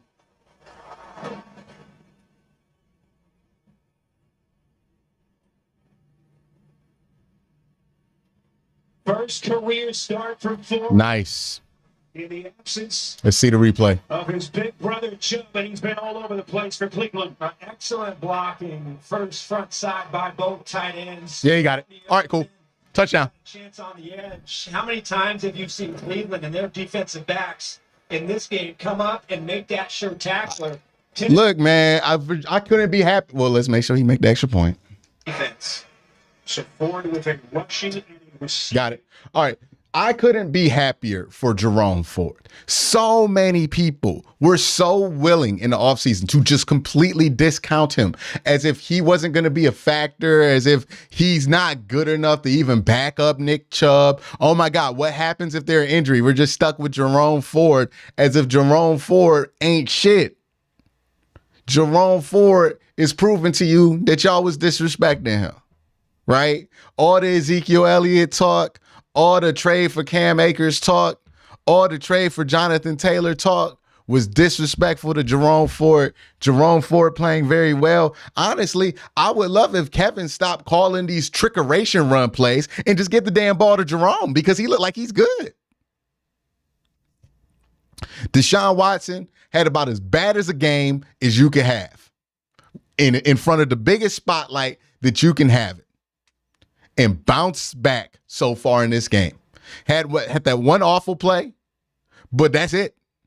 He's been spectacular. He was spectacular in this drive. He's been spectacular in this game. He is in this game. I'm not saying for the rest of the season. I'm saying in this game. In this game, he has gone from, okay, he's just playing well to, okay, that's good. That's good. He's legitimately making some plus throws, like some incredible throws. You're starting to see the confidence get back. You're starting to see him remember that he can make these throws, that he can trust his brain, that he can trust what he's seeing out there. And then defensively, this might be the best defense in football.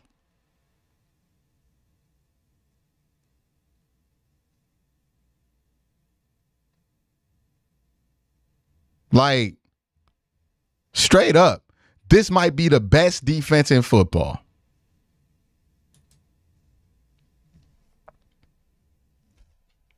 I'm excited about what I have seen so far today. Waiting for the people to say, if you take his 3 touchdowns away and his big run, he would average 3.2 yards a carry. LOL. Ford looks good. Thank you for that dog pound backer. That was the craziest thing. That when I was giving Jerome Ford credit, somebody was like, if you take away the 70-yard run, and here's the thing, he made the play on the 70-yard run. It would be one thing if the 70-yard run happened because the defense was completely out of formation and he just ran the play and the offensive line did what they were supposed to do and it was just wide open. Anybody could have did it. No, he made the cutback, had the vision and the foresight to cut back, and then had the speed to win around the angle. That was an impressive play. You can't just take that away. All they're talking about down on that. Now the time for the ERNJ to hit the field. I don't know what that meant. Murphy Bunting. Appreciate the super chat, though. Appreciate the super chat. All right, defense, no gas. All gas, no brakes. All gas, no brakes. Let's go. Keep it going. Keep that smoke going. Keep that smoke going. Plus. Spiro, you asked, what do we have to do to get the offense going? And to me, they've got to win outside. And so whether it's Burks or Hopkins, outside the numbers, they're going to have to go out. No Miles on the field. And one-on-one coverage with Tannehill getting the ball out of his hands. Play action from Tannehill. This is where he's been at his best. Not that time. It's incomplete. Second and 10. Offense that's been in disarray. All the injuries with their offensive line in the last couple of years. Of course, Taylor Lewan, the ACL last year, ended up releasing their all-pro left tackle. So a lot of moving pieces up front. Petit Frere serving that suspension, gambling policy that was violated. Do they have enough pieces in place on the offensive line with some of the new faces that they brought in? Nothing. Like the Andre Hopkins Henry. Just again having to fight so hard for minimal yardage against this defense. He picks up a couple. I'm moonwalking to Vegas again. Says, oh my God. Oh my goodness. And it makes it tough when you've got defensive tackles running from it inside out, chasing him down.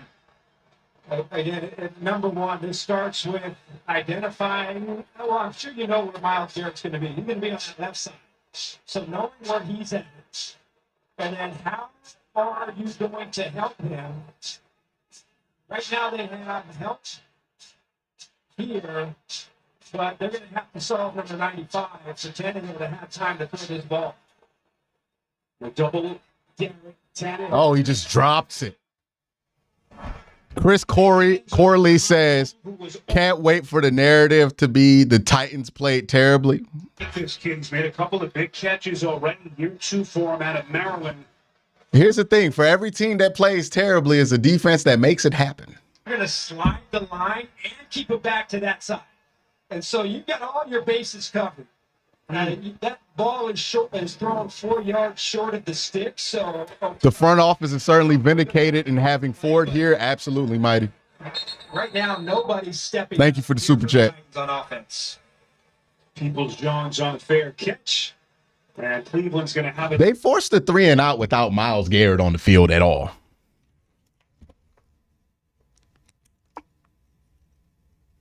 That's an impressive note.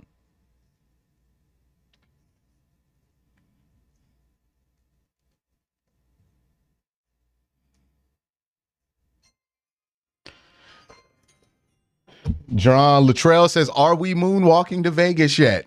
I told y'all, man, we react so violently in the early part of the season to every game that we forget how much we do it. Because after week 2, people was telling me the season's over. Nobody feels that way right now. Nobody feels that way right now.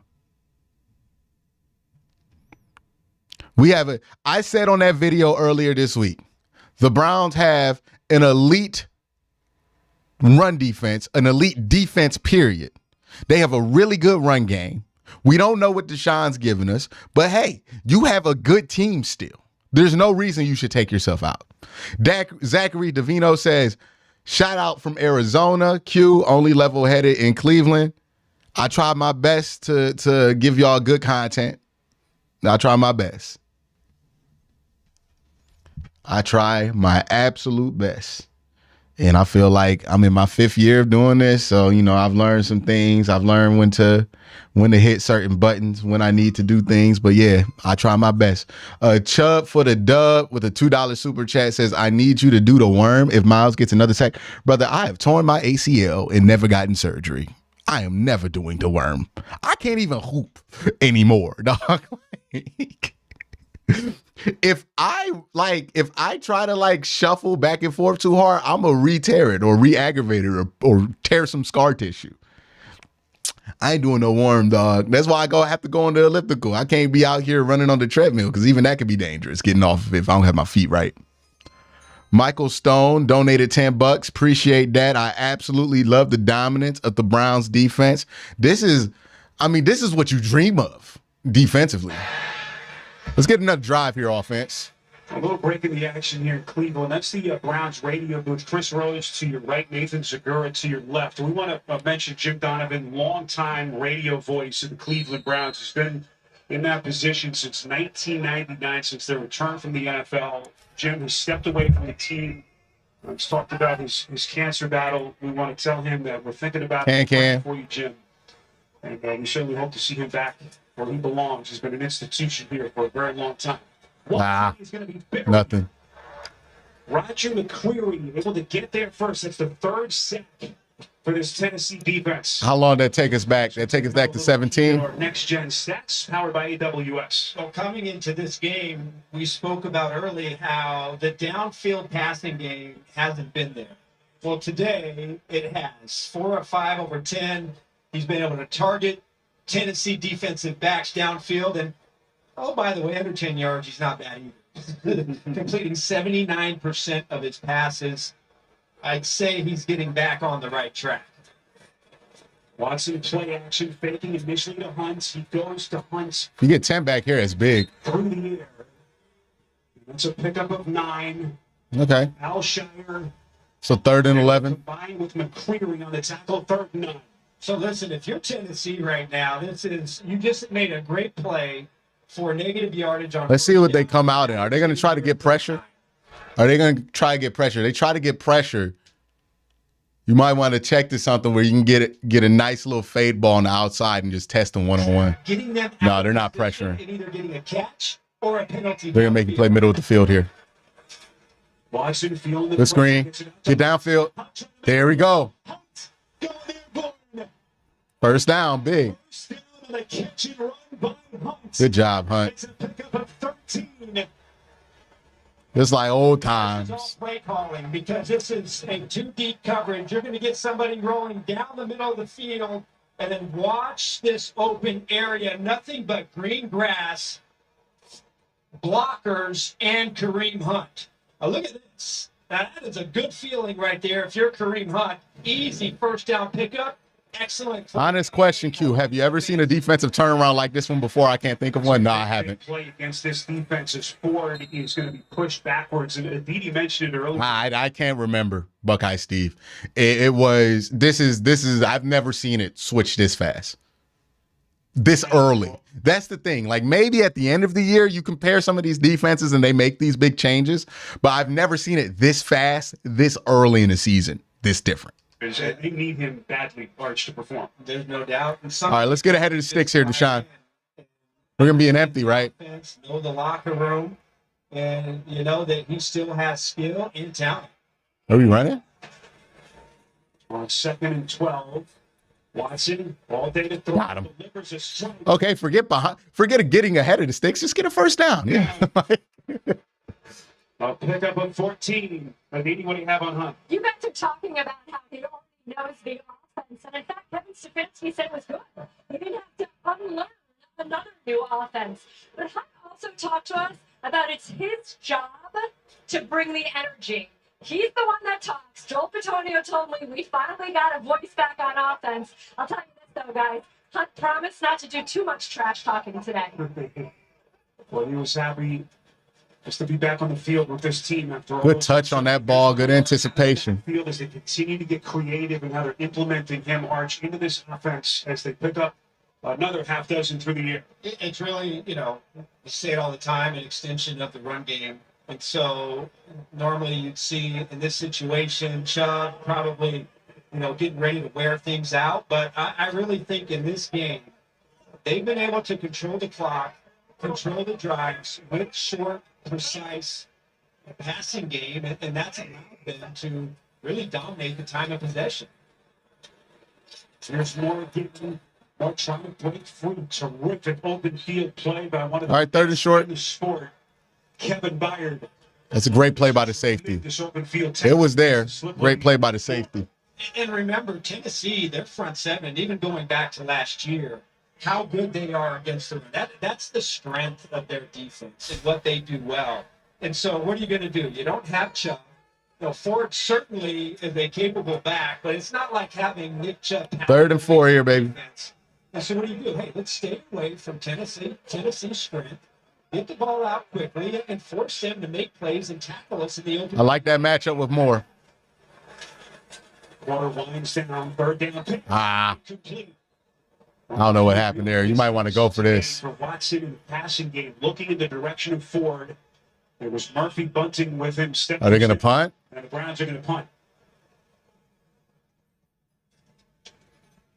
Your thoughts on Hunt's play so far in the short week? It's been fine, Sam. I think it's really been fine. It's kind of what you expect. You can't expect somebody to go from not playing football entirely, not even being in somebody's camp, to popping up and being who they used to be. But the sparks are there, and the stuff's there. You still see the old Kareem Hunt in there. On the shelf as he deals with injury. So it's Kinsey signaling for the fair catch. And again, tough starting field position as they will have it at the 10 after the 37-yard punt by Bojorquez. Beautifully placed for Cleveland. So here comes Ryan Tannehill with 11 seconds left in the quarter. Tannehill just hopped on with his 12 of 22 for just 96 yards. Archie is taking some shots. And so Myles Garrett and company have been after him right from the start. With no relief, it's been a great luxury having Derrick Henry because he does take so much pressure off of the quarterback. Finish the game. Effective run game here today. I would love a defensive touchdown. And in motion is Westbrook and Keenan. Can't let it happen. Finally has some daylight as he breaks out across the 15, close to the 20-yard line. All gas. Can't let up. Take us to the end of the third. Fourth quarter. Let's go. 17. And on that note, I'm going to use the bathroom. I'm going to read this super chat for us. This chat is for your ACL surgery fund, big dog. No, I just don't like it's one of those things where it's like, do you really want to do surgery? Then you have to go from being able to walk to not being able to walk for like a year. I'm not playing football I'm not playing football. So like, what do I really need a healthy ACL for at this point? And when would it be appropriate for me not to be able to walk? And during the part of the year where I have to make a bunch of videos, it's just not going to be something I want to do. Buckeye Steve says, I know we added a lot of pieces, but the returning defenders play is night and day. I knew Woods would have to go, but I had no idea how much he was holding these players back. Crazy. I'm going to use the bathroom real quick. I'll be right back, y'all. Get that volume going. See, I got something to listen to.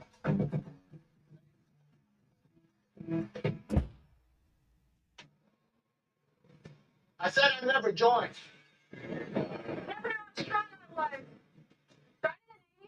crazy. Saying never actually is.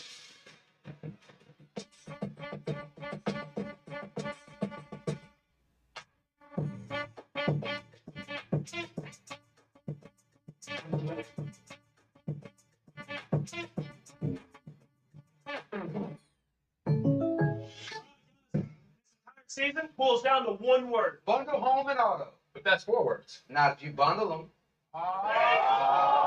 Bundle and save with a personal customer. Like a good neighbor, State Farm is there.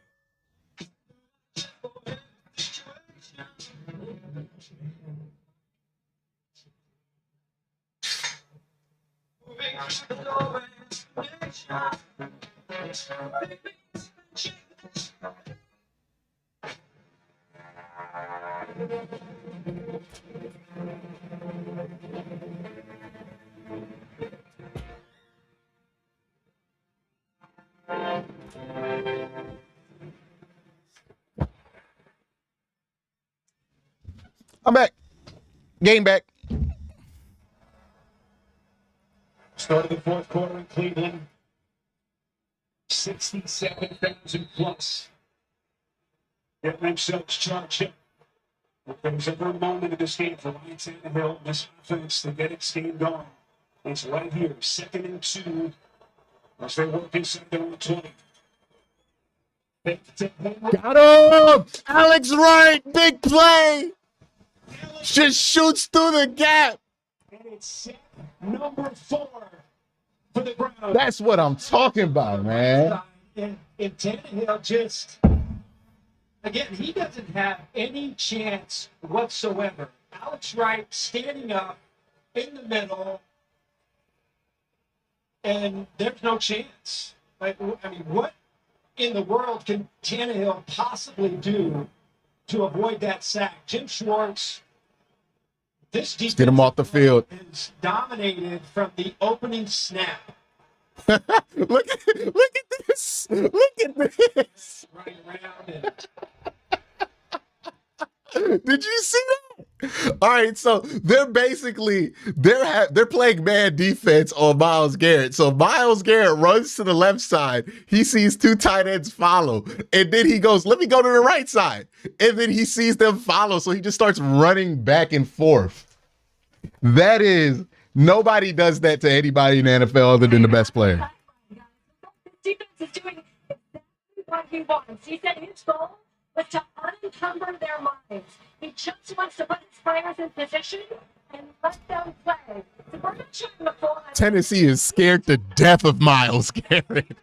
Oh my God. The Darius Smith playing in Jim Short's defense is like playing without a seatbelt on. That's a job here for the attack defensive players. They have been off the charts. Uh-oh, here comes Myles. It's almost a safety. What would have been disastrous. 3.5 for Myles. Of course I wash my hands. Stop playing with me, Corey. Myles Garrett. Damn it, you just made the highlight video because of that. Oh, you just the right time, Super Chat. 3.5, baby. The other side is the Darius Smith with power. So you got the speed.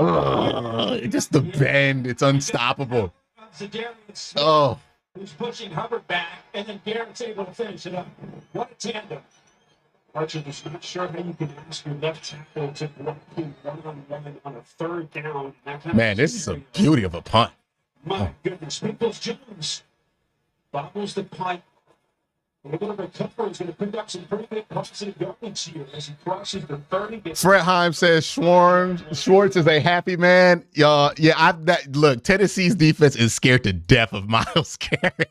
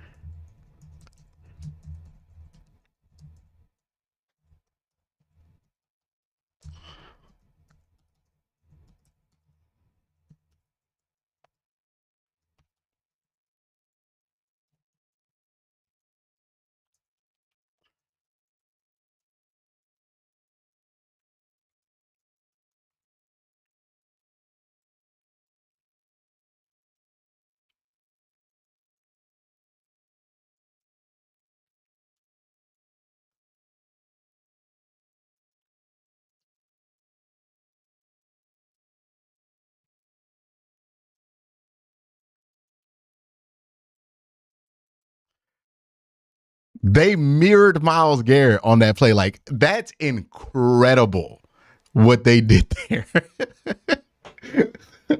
I've never seen a offense, a team in general, be that terrified of one player on a defense. I've never seen it. I've never seen something like that. Oh my God. Like, Myles Garrett ran to one side, they moved the tight ends over. He ran to the other, they moved over. He started just crisscrossing back and forth, and they're crisscrossing back and forth. I've never seen a team that terrified of a single player. I've never seen it, dog. Like, that is, I've never seen an offense motion follow a defender. That's crazy. Official 5G network of the NFL. And then he got the sack. They did all of that, called timeout, and Myles Garrett almost got a safety. He got the sack. Oh my goodness. See, look, this is the stuff that tells you that the people who work in the NFL believe Myles Garrett's the best defensive player in the universe. You don't ever see this level of stuff for anybody other than Myles Garrett. You don't ever see it. This defense looks great, but I need to see them play well the next 2 games before I let the hype get out of hand. That's true. That's right. Jim Schwartz's defense for being points. I think that's fair enough. Like, you want to see what they look like against a Baltimore and what they look like against a San Francisco. Right now, you played a Cincinnati team in the rain, and you played a Pittsburgh team and a Tennessee team that you didn't expect much from them offensively. That's fair, but you got to be encouraged with what you've seen. Sean Watson. I have never seen that before in my life. It's a big year for Stefanski this season. Missed the playoffs until the last 2 years. Good run. This year, partly disappointed. Did he get it? What an effort to punt that last gasp. Right at the line of the game, Brett Rolstaff says they are a little bit short. Just a nice hard run from Kareem Hunt. And listen, who knew how the Browns were going to come out to play in this game offensively? Especially, Monday night was a disaster of disasters. Should have won that game. You lose Nick Chubb. Everybody's down on Watson. You're playing against a really good Tennessee football team and a good defense. I'm very impressed on how they reacted in this game and how they came out to play. There you go. Time Harrison Bryant takes a direct snap. And it looks as though, as we wait the official signal here, there's Rolstaff. This is first down. So Bryant kind of sneaking in over center. Taking it from Ethan Kosick. And a fresh set of downs for Cleveland. Tennessee. I've never seen that. Look, that tells you right there. Just that level of respect on Myles Garrett tells you that the defensive coordinators think that's the most terrifying man in football. They think Myles Garrett is the most terrifying man in football. This defense has to make a play to get the ball back to the offense. Hunt hit behind the line of scrimmage.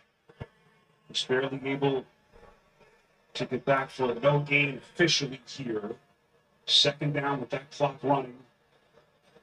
And Derrick Henry and Tajay Spears just. Mighty Mulatto says ginger terror. I'm going to put that in the no bucket, brother. I'm going to put that in the no bucket. Ginger terror. When you play. Mighty, explain that one to me. Explain that one to me. They've been able to stop. They've been come close to stopping Derrick Henry. Oh, he thought he was going to go. Close. There's a penalty flag thrown. Mark Cooper was the intended receiver. Christian Fulton. Is it a push off? On the coverage. They look like Fulton. His eyes. He might have hooked. Watch his eyes. First down. That's the first time I see a DB go, yeah, that was me. Yeah, like I've never seen a DB be like, yeah, I did that. Shout out to him. They got in trouble a couple times on some big plays. Their eyes in the backfield.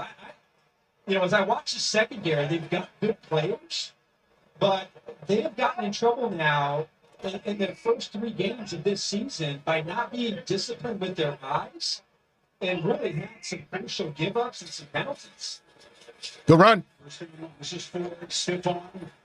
It looked better before he bounced it out. Tackled by Murphy Bunting. So that was the 4th defensive penalty against Tennessee that's led to a first down for Cleveland. But what a moment for this kid Ford. No one wants to have a chance to get your first start because one of your heroes, a guy like Chuck, gets hurt. But this is an opportunity now for the second-year kid, the kid they took with the 5th-round pick last year. You know that he's talented and he's got fresh, hungry legs. You know that. He's got tremendous speed, and he's got an offensive line that is built to run the football. So if they're able to throw the ball like this and create opportunities, I think he's going to have a really nice year here in this offense. That's Elijah Moore on the catch. All right, 3rd and 8. Let's get the He's first. basically the number 4 running back. He sustained an ankle injury, missed about a month. But boy, he is suddenly thrust under the microscope here in Cleveland. Obviously, be a 2-headed monster with Kareem Hunt, who is making his season debut, second stint for his hometown team. But I tell you what, they keep playing defense like this, doesn't matter who the running back's going to be. They've got a great point. 3rd and 8. I'd go outside the numbers and make Tennessee make a play. They go inside. This is Njoku. Go for that. Go for that. Should depend on the spot. No, it's short. Go for that. 39. Stay on the field. And they are short. That's a bad spot, but it's short. 4th down. Not saying he's back it's way too early, but maybe Hunt was really upset last year. It looked like he's running harder in this game most of the season. I think so, Ray Rags. Appreciate the super chat. It's been the Harrison Bryant show on the. It's a bit long to sneak it. Everything is really going the way. All right, they're just going to. Got it. On the keeper, and he's getting. First down, Cleveland. And the gas in the air slowly coming out of Tennessee's balloon as they are running out of clock. They just haven't been able to make the key play and really their critical down success. Third down, they had chances early in this game to get off the field on third down, but either getting beat or just you go back to that first penalty on Murphy Bunting. It was third and a mile, and you get a pass interference. It just those mistakes on the critical downs have made it really tough for this defense. Yeah. Yeah. Tart blew that thing up. Tart. Why don't you just go back to the end of the first half? Tennessee had it with under a minute left. Wyatt Teller got beat off the line of scrimmage. They didn't get it to start the second half. They came up empty on both of those possessions, and really, they just never recovered from that psychologically. Let's get it back. It was been the only drive and their best drive in the game up until that point to just come away with zero. Credit Cleveland's defensive line and their front seven. Credit the entire defense. They seem to play together. Oh, he's got him. 2. And that's it, baby. That's the dagger. That's it. That's it. Way to trust it. For the knockout strike.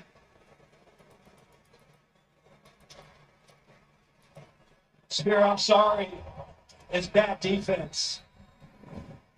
This is bad defense. I don't know what these two players are looking for. It's 2-on-1. 2-on-1. They give it to you. Trust it. Throw it.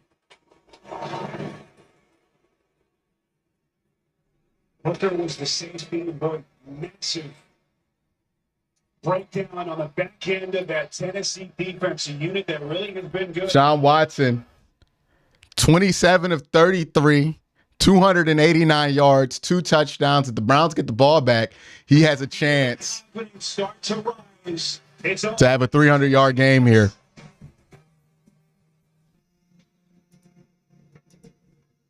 Thursday Night Football on Prime. It's on. Thursday Night Football. Thursday Night Football is up. It's featured up against Green Bay. And some Lions take on the Packers. So, stream Thursday Night Football only on Prime. Invention is an act of determination to go where you couldn't before. Achieve goals that once felt out of reach. That's why Honda engineers didn't just redesign the pilot trail sport. They built the most Watson is back, Q. I don't know if that's the case, but I will say this is what you wanted to see. This is the kind of stuff that you needed to see. Playing within the offense, trusting the offense, and then making plays in structure. You've noticed all of these big Deshaun Watson plays have been plays in structure. He's been in the pocket. He's been stepping up. None of this scurrying out. None of this scurrying out. Breath of fresh air, not to worry about a kick or two. Love what I'm seeing, though. Let's do this. Absolutely.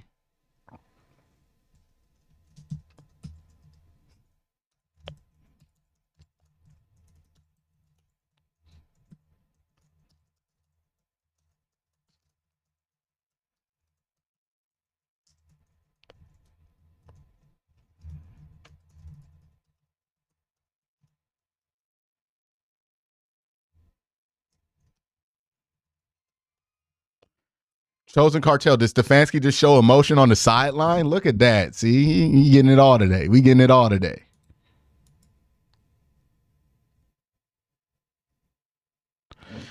I think it's his willingness to play in structure today.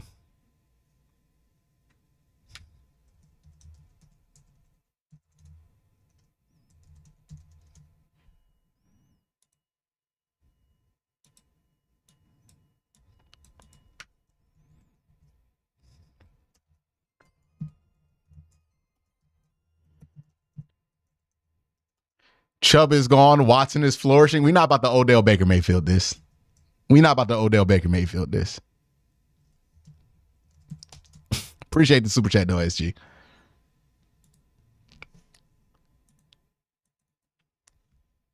On the NFL today, it's all Sunday. The NFL on CBS and streaming on Paramount Plus.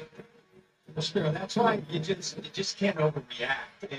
And exactly what Deshaun Watson said. You can't ride Media already blaming Tennessee, looking elite. This is great. just because we play good or bad the week before has no effect on how you're going to. All right, let's close them out. No touchdowns. Still doesn't have much daylight in this game, but boy, this game, the major headliner has been Myles Garrett, 3.5 sacks. And a forced fumble, and a part of a group that has just smothered Derrick Henry. They've tried single blocking, they've tried double teaming, triple teaming, but Myles Garrett. Watson.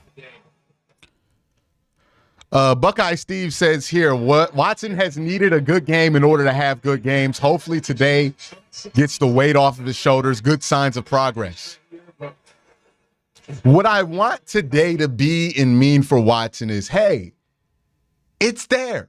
I still can throw the ball at a high level. I still can process the game at a high level. And Kevin Stefanski is calling the game at a high level. It's there. I can trust it now. I'm not going to throw an interception. It's there. I got it. The oh yeah defense, Miles is bursting through like the Kool-Aid man. Now that's a good one. Now that, look, Mighty, that's why we rock with you. By the way, another tackle for loss on Derrick Henry. That's why we rock with you, right? Look, it's like baseball. You got to hit 33%, 300 in order to be a Hall of Famer. You missed the first two, but you came back around with the full count and hit a home run. That's it. I like the oh yeah defense. That's good. That might make it into a video. William Hermanson says Watson just dropped a dime on Cooper. Defense rocks. Watson on fire, Q. You rock. Appreciate you.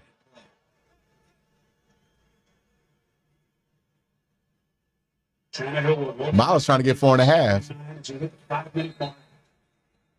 Just everything seems to be off with this offense. And look, there are going to be a lot of offenses, Arch, that struggle against this defense. But the question will be for them, do they have enough of the right pieces? They bring in DeAndre Hopkins. Of course, this could Traylon Burks year 2. They've got some pieces clearly. But really, this is the third straight week that the offense has struggled for Mike Vrabel. To me, it all starts. It all starts up front. They've got to figure out the combinations. You got to get guys healthy. But up front has been the big. Oh, that's blow that dead. Yeah. Was that false start? Remember last week they were down 11-0 and to make that frantic comeback. Fraction. Defense number 99.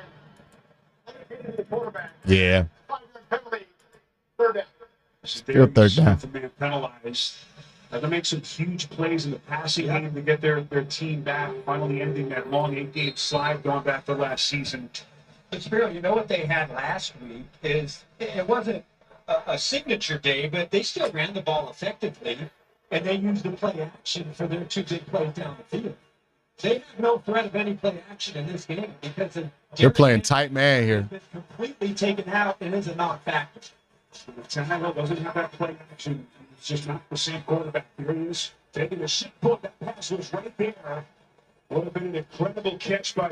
Yo, Q, what are the Myles Garrett Defensive Player of the Year odds? I have no clue.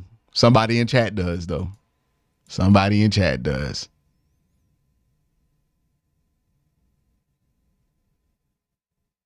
Football into Justin Jefferson. He goes 52 yards for the touchdown.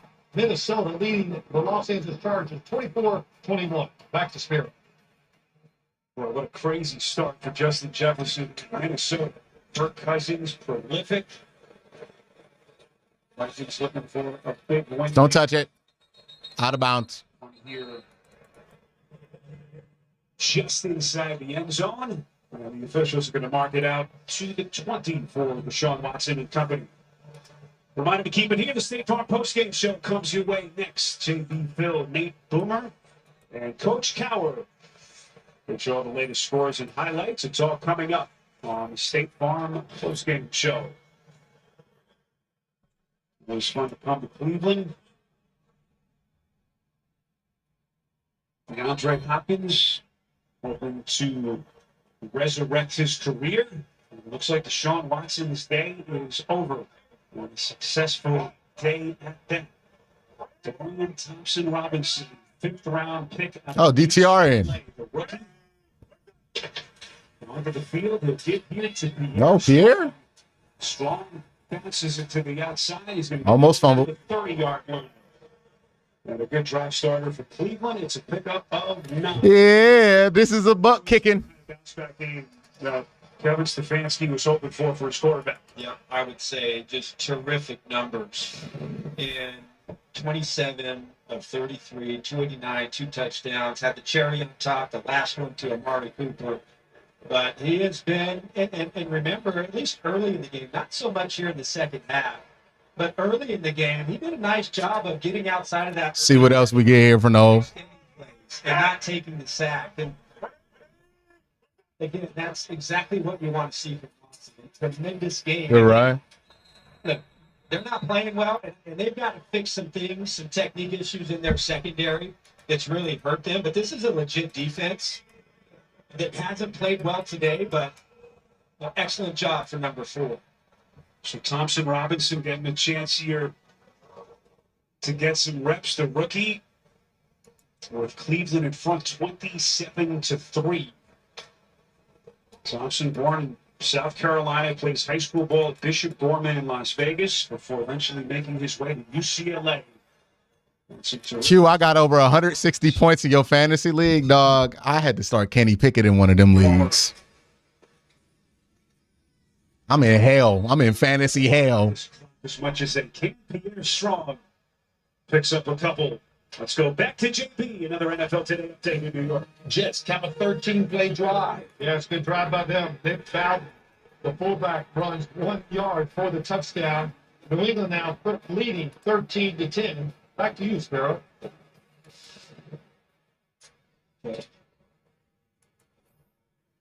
14 straight.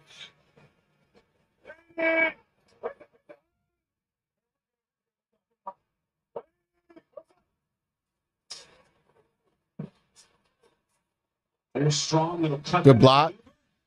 across the 40, close to another first down. This has just got to be demoralizing if you're the Titans. They're going to let that run to the 2. Ooh. Season going for Tennessee. Ooh. It's going to be a long flight back to Nashville as they try to pick up the pieces following this one. Spiro, I am shocked at how poorly this defense has played today. The details, just little things like that. How many times have they given up the edge or given up the cutback? How many times have you seen the defensive backs, their eyes not in the right place and playing with poor technique and critical penalties? Not a great day for Vrabel's defense. And that's going to take us to the 2-minute warning in Cleveland. Browns a couple of minutes away from their second win of the season. Lunch? Yes, please. That'll be $23. Your ad says it's free. Yeah, it Jim L says, how worried should we be about our run game? I think Kevin overthought it today with the run game. That's where I would be at. I think Kevin overthought it a little bit with the run game because he tried to be too tricky. Also, remember, this Titans defense is still a really good front. They still have really good players up there. And I think he overthought it. I think he didn't trust his straight up run game. He was thinking like everybody else without Nick Chubb, what can we do on this? But I think you can trust Jerome Ford. I think you can trust Kareem Hunt. And I think you can even throw in a little Pierre Strong in there too. Jim Kipp says, did you see the Dolphins Broncos game? It's brutal. Last time I saw Tua was 16 for 16, 3 touchdowns, like 205 yards. Let me see what's going on now. And like they were up by like 40. Oh my God. Oh, 56-13 in the NFL?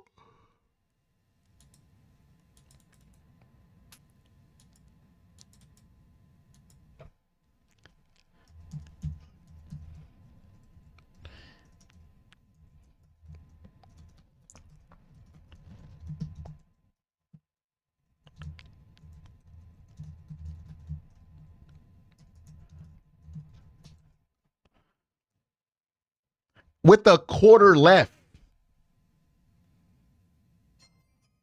in the NFL. Jeez.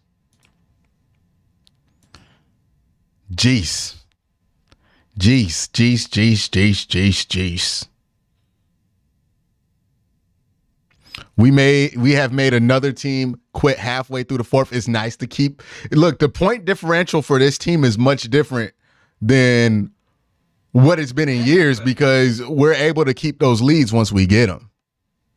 Are the Broncos okay? Somebody should check on them. Are Broncos fans okay? Because that's hell.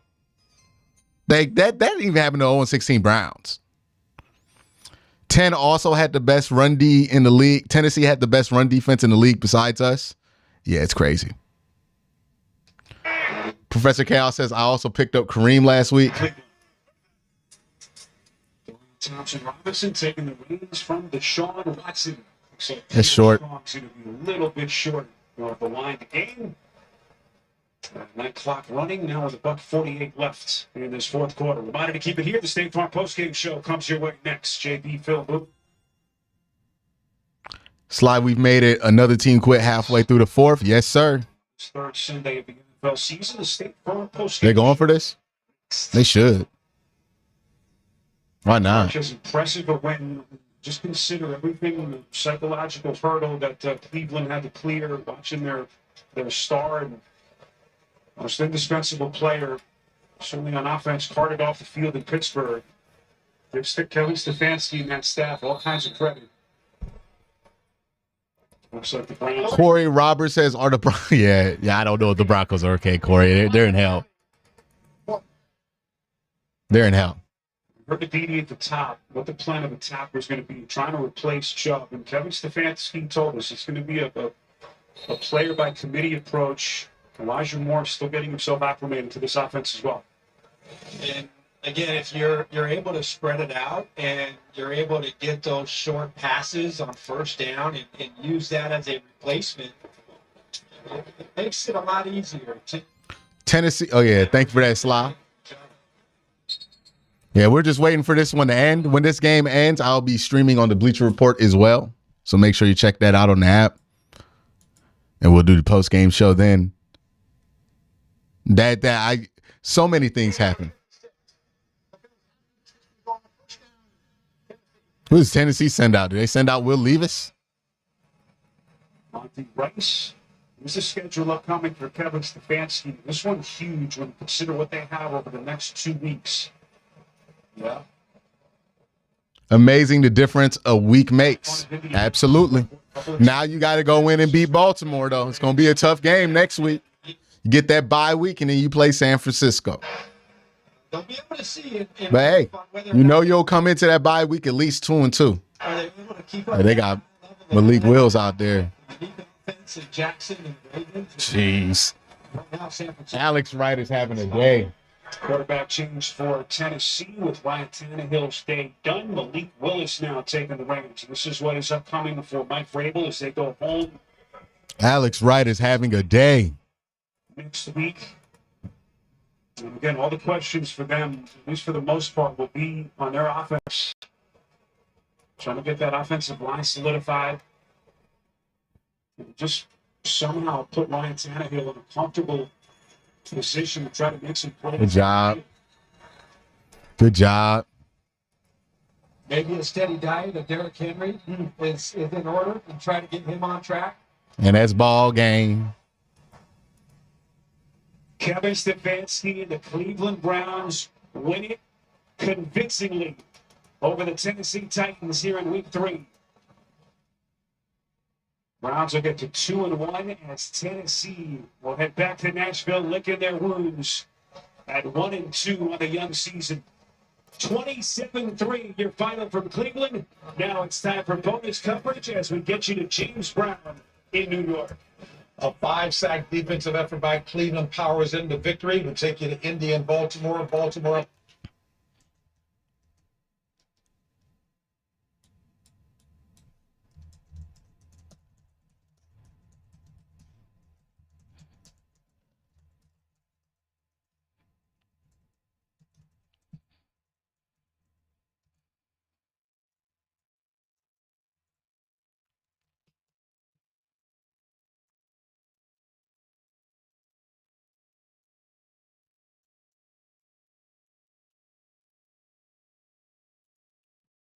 Look, so let's talk about the game real quick before I go to Bleach Report.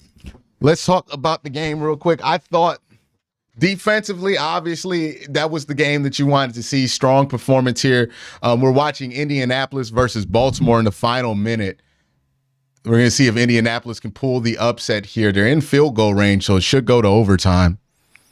But what you saw from that game was exactly what you needed to see. Straight up. On all sides of the ball. Defensively, we expected to dominate Tennessee on their offensive side. We thought this would be no different than the Pittsburgh game. It ended up being no different. Actually, they did a better job on Derrick Henry than Najee Harris. I mean, not Najee Harris. They did a better, than Najee Harris. My bad. I didn't get that wrong. Ray Rag says, will the national media talk about how good the Browns were today, or will they ignore it? You know they're going to ignore it.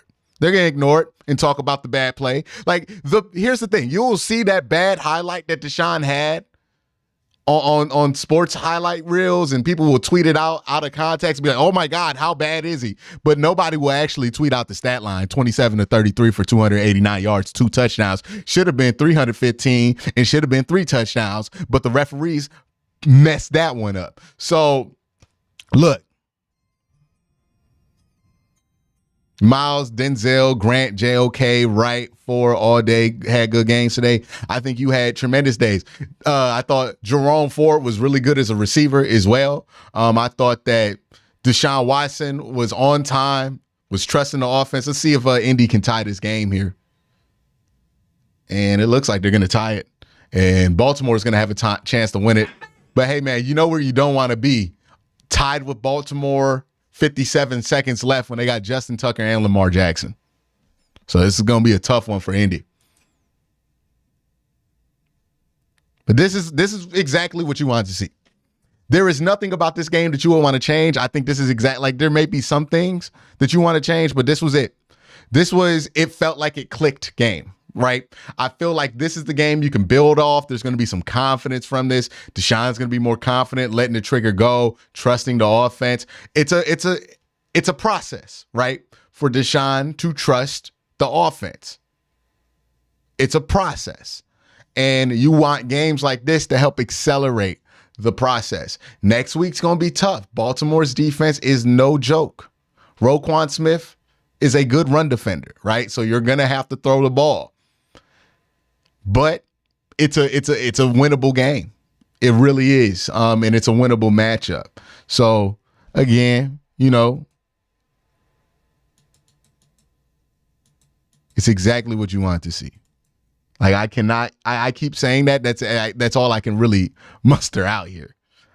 All right, so I'm about to go and stream on Bleacher Report. I can keep you on here, but I'm not going to react to the super chats till after I get done on Bleacher Report. So 4:30.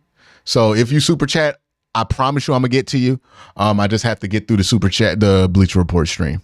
I'll try to get to some of them, but I can't get to all of them because I have to keep eyes on the Bleacher Report stream. All right. And let me take this off too here. Oops. All right.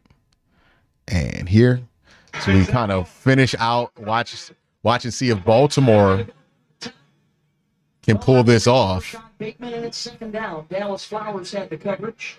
You know, the Ravens put themselves in this position because they have an onside kick probably with 2:03. The Colts decide not to. They kick it deep. They don't return it. So because of that, it saved them 40 seconds, which now ends up helping them shockingly. But the Colts go down. They don't use up a lot of time. Mismanagement a little bit. And now here, the Ravens, All right. 2 timeouts. The Ravens, 2 timeouts. They need to get the ball to about the 40 to have a chance. They're going to get a Zay Flowers dump off. Zay's going to make a play, but he stays in bounds. Do they have timeouts? They have 2. It's a timeout. You better hurry and get to the line. Using a lot of time right here. It's a little bit of a mistake by Zay Flowers not getting out of bounds. They look confused. Throws the ball, get out of bounds. Baltimore has 30 seconds, 2 timeouts to get about 20 yards. Looks like they're going to get it. Can use anywhere on the field. This is where I think you look to Mark Andrews. But yeah, the Browns are doing things that are just, you saw the Tennessee Titans. The Browns defense is not just very good. They're special. It looks special. That's the one thing I want to get home. This defense looks special. And you saw the reaction, the crazy stuff that you saw the Titans throw at it was, I have no clue. Let's just do something different. Like, that's the kind of bind they were putting them in. That's a big play there, but they got to call timeout. Very good job by Lamar Jackson going through his progressions. He was looking at Andrews. It was covered, so he didn't panic. He just went to his next read. Little crosser coming across, a good throw, and completion. Now from right here, you want about 10 yards. You'd like to get it past the 40. Justin Tucker can make a 70-yard field goal, and it's not hyperbole. I've seen him do it. He can make it from here. Don't take a sack. Don't get a penalty, but try to get at least 10 yards further. 66 is his long, which is the record. And as you just saw a second ago, 17 times he has crushed the game winner. There's your target line on your screen. Down to 42. It's actually around the first down line. Uh-oh, if he gets sacked there, that would be huge. Oh, my God, he's going to take a sack. Did he get his knee down? They're saying his knee's down. They're going to have to do a 10-second runoff here. Oh, wow. Yeah, his knee's down. That's a sack. Critical error by Lamar Jackson right there. Well, even though the clock has been stopped, there's going to be a runoff here because they have. Yeah, there's going to be a 10-second runoff. Well, they can use their timeout, and that's what they'll do, and not have the runoff. But still, that brings them all the way back to the 40. We're going to bring it in the field. Is it the quarterback sees that these are down to the 39-yard line? It's in that spot. Wow. Bringing Gene's territory. Gene? That is what Cleveland was saying. You guys were right on it. His knee is down. They'll use the timeout now. If it were a forward pass, they would have avoided the 10-second runoff because they had a timeout remaining. So we're at 14 seconds and would remain there regardless of which way they rolled on this one, guys. Thanks, Gino. And now you have your timeout. So we're back to the situation where his knee's down. It's not grounding because he's outside the tackle box. The Colts are gonna. So you're outside the tackle box. You can't ground. The grounding rules can get confusing. If you're in the tackle box, you have to throw in the direction of a route, which means you have to be able to make a reasonable assumption that that ball was intended for a wide receiver, right? The Ohio State game was a great example of it, where Kyle McCord had an intentional grounding. There was a wide receiver within 15 yards. That doesn't matter. If that wide receiver is not running his route to the direction of the ball in a reasonable way, then that's going to be intentional grounding. He does have to get the ball past the line of scrimmage. Are they going to? Yeah, that's true. But if he's sacked, he's down. It doesn't matter if he throws the ball, right? So he's sacked, so he's downed. So I don't think it matters if he throws the ball. I don't think you can get intentional grounding on a sack. Get rid of the ball. Like, don't take a sack. We can't have a hold here, and we can't have a sack here, and he took a sack. If they can get Tucker close, he's 26 for 28 in his career in the final two. Well, again, a lot of people arguing, doesn't the ball have to go past the line of scrimmage? If he sacked, the ball never got thrown because the play was dead. It doesn't matter what happens after that.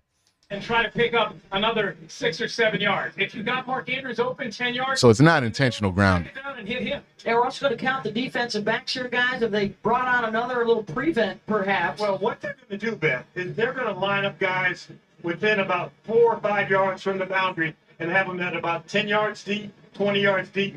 And the only place to throw the ball is going to be in the middle, and those linebackers are going to drop back in the middle to keep things in front of them. Yeah, to keep it at a really long field goal attempt. And there's been so much time here between this and the last play that all of this will have been communicated.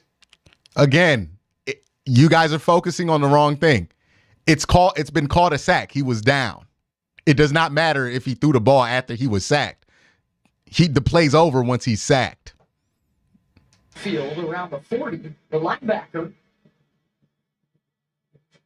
To review, the more the field stands, it's Yeah, he's down. 18 seconds on the game clock, and the game clock will start on my ready to play. They're not going to do a runoff.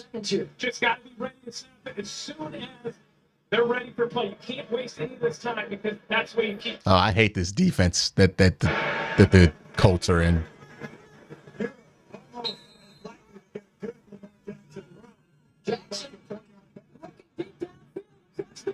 Oh, it's picked off? Wow. It only took 7 seconds off the clock, so you still have that same shot coming up. Miami about to drop 70? Are you kidding me? Jesus, 63 to 13. And then they have the chance for the interception there. The ball just falls down. Like you said, James, 3rd and 20. You have a timeout. So you're trying to get to the 50 to the 45-yard line to give Justin Tucker an opportunity. You know the deep see 3 defense backs, and then 5 across at the 50. There's going to be room underneath. Jackson, what time? Wow. They let it happen. That's going to be it. We know Justin Tucker's making that. To go. And here comes Justin Tucker. Just check their schedule. Oh my God, you guys could go to the bowl. I'm confused.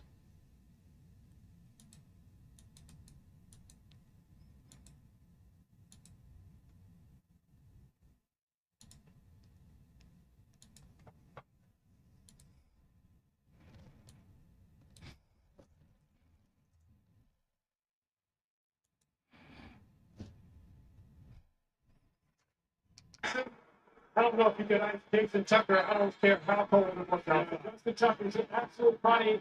Got to hit it good. This Yeah, you know he's got this.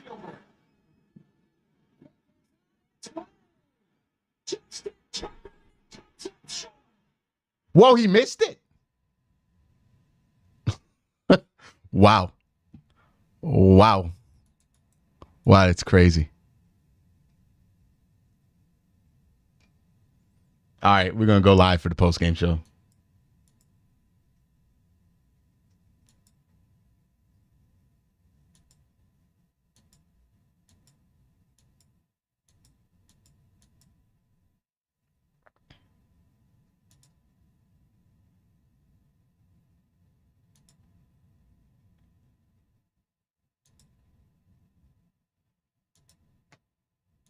I can't believe they blew that.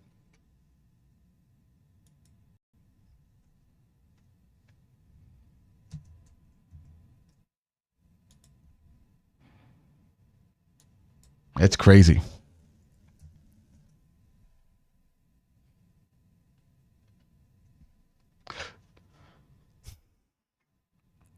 You even try a Hail Mary here if you're Indy?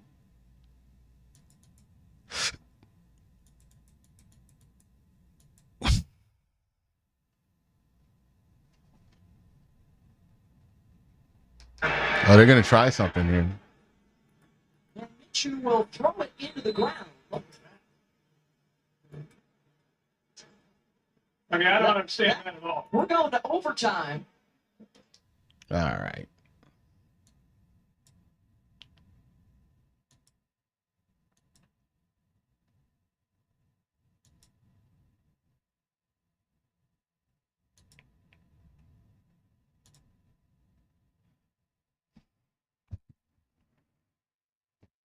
And we're going to be live in 5. Hey, what's up, everybody who's just been watching the Browns game? This is the post-game show for the Browns and the Tennessee Titans. First things first, we don't talk about anything here without talking about the defensive performance from the Cleveland Browns. One of the most impressive defensive performances I've seen all year, obviously. One of the most impressive defensive performances that you've seen in a very long time in a Cleveland Browns uniform. Deshaun Watson played tremendous. The defense played even better, and they put that together for a great game. It's been a long time in Cleveland since we've had one of those games where everything got put together. You know what I mean? Where the offense met the defense and everybody didn't just play well enough to win, but played objectively well. We'll start with Deshaun Watson. I spent an hour on film breakdowns this week talking about everything he did wrong in that game. Today, he did almost everything right. He had the one awful play. And look, people are going to post that play on social media. People are going to act like the rest of the game didn't happen, but only that play happened, right? Because that's the play that fits their objectives. And I saw people ready to post all kind of crazy stuff after that, right? Oh, look, he's the worst quarterback in the NFL. He's even worse than Zach Wilson. Well, what happened today? What happened today? Comes out there, 289 yards. I think he missed 5 passes, no interceptions, no turnovers, and I believe he only took 1 sack in the game. It's what you want to see. It's what you want to see. Bo Nose says this is a huge confidence booster. For Watson, I would agree. I would agree it's a massive confidence booster for Deshaun Watson. Came out there, and here's what is encouraging about this, right? Because I know people are going to bring up, well, he had that one game against Washington, and he looked good, and that didn't mean anything for the week after. Here's what's encouraging about this week that wasn't there before. Deshaun won this game from the pocket. The other times he's had good showings, it's been because he's been winning the game as an athlete or with his legs. But today he won that game, not just just in the pocket. He won that game throwing the football. And I know people are going to come in here, oh, it's only Tennessee. It's the NFL, dog. We've been wanting to see Deshaun Watson have a good game here. You did not have a good game against Pittsburgh. Nobody's like, well, it's Pittsburgh.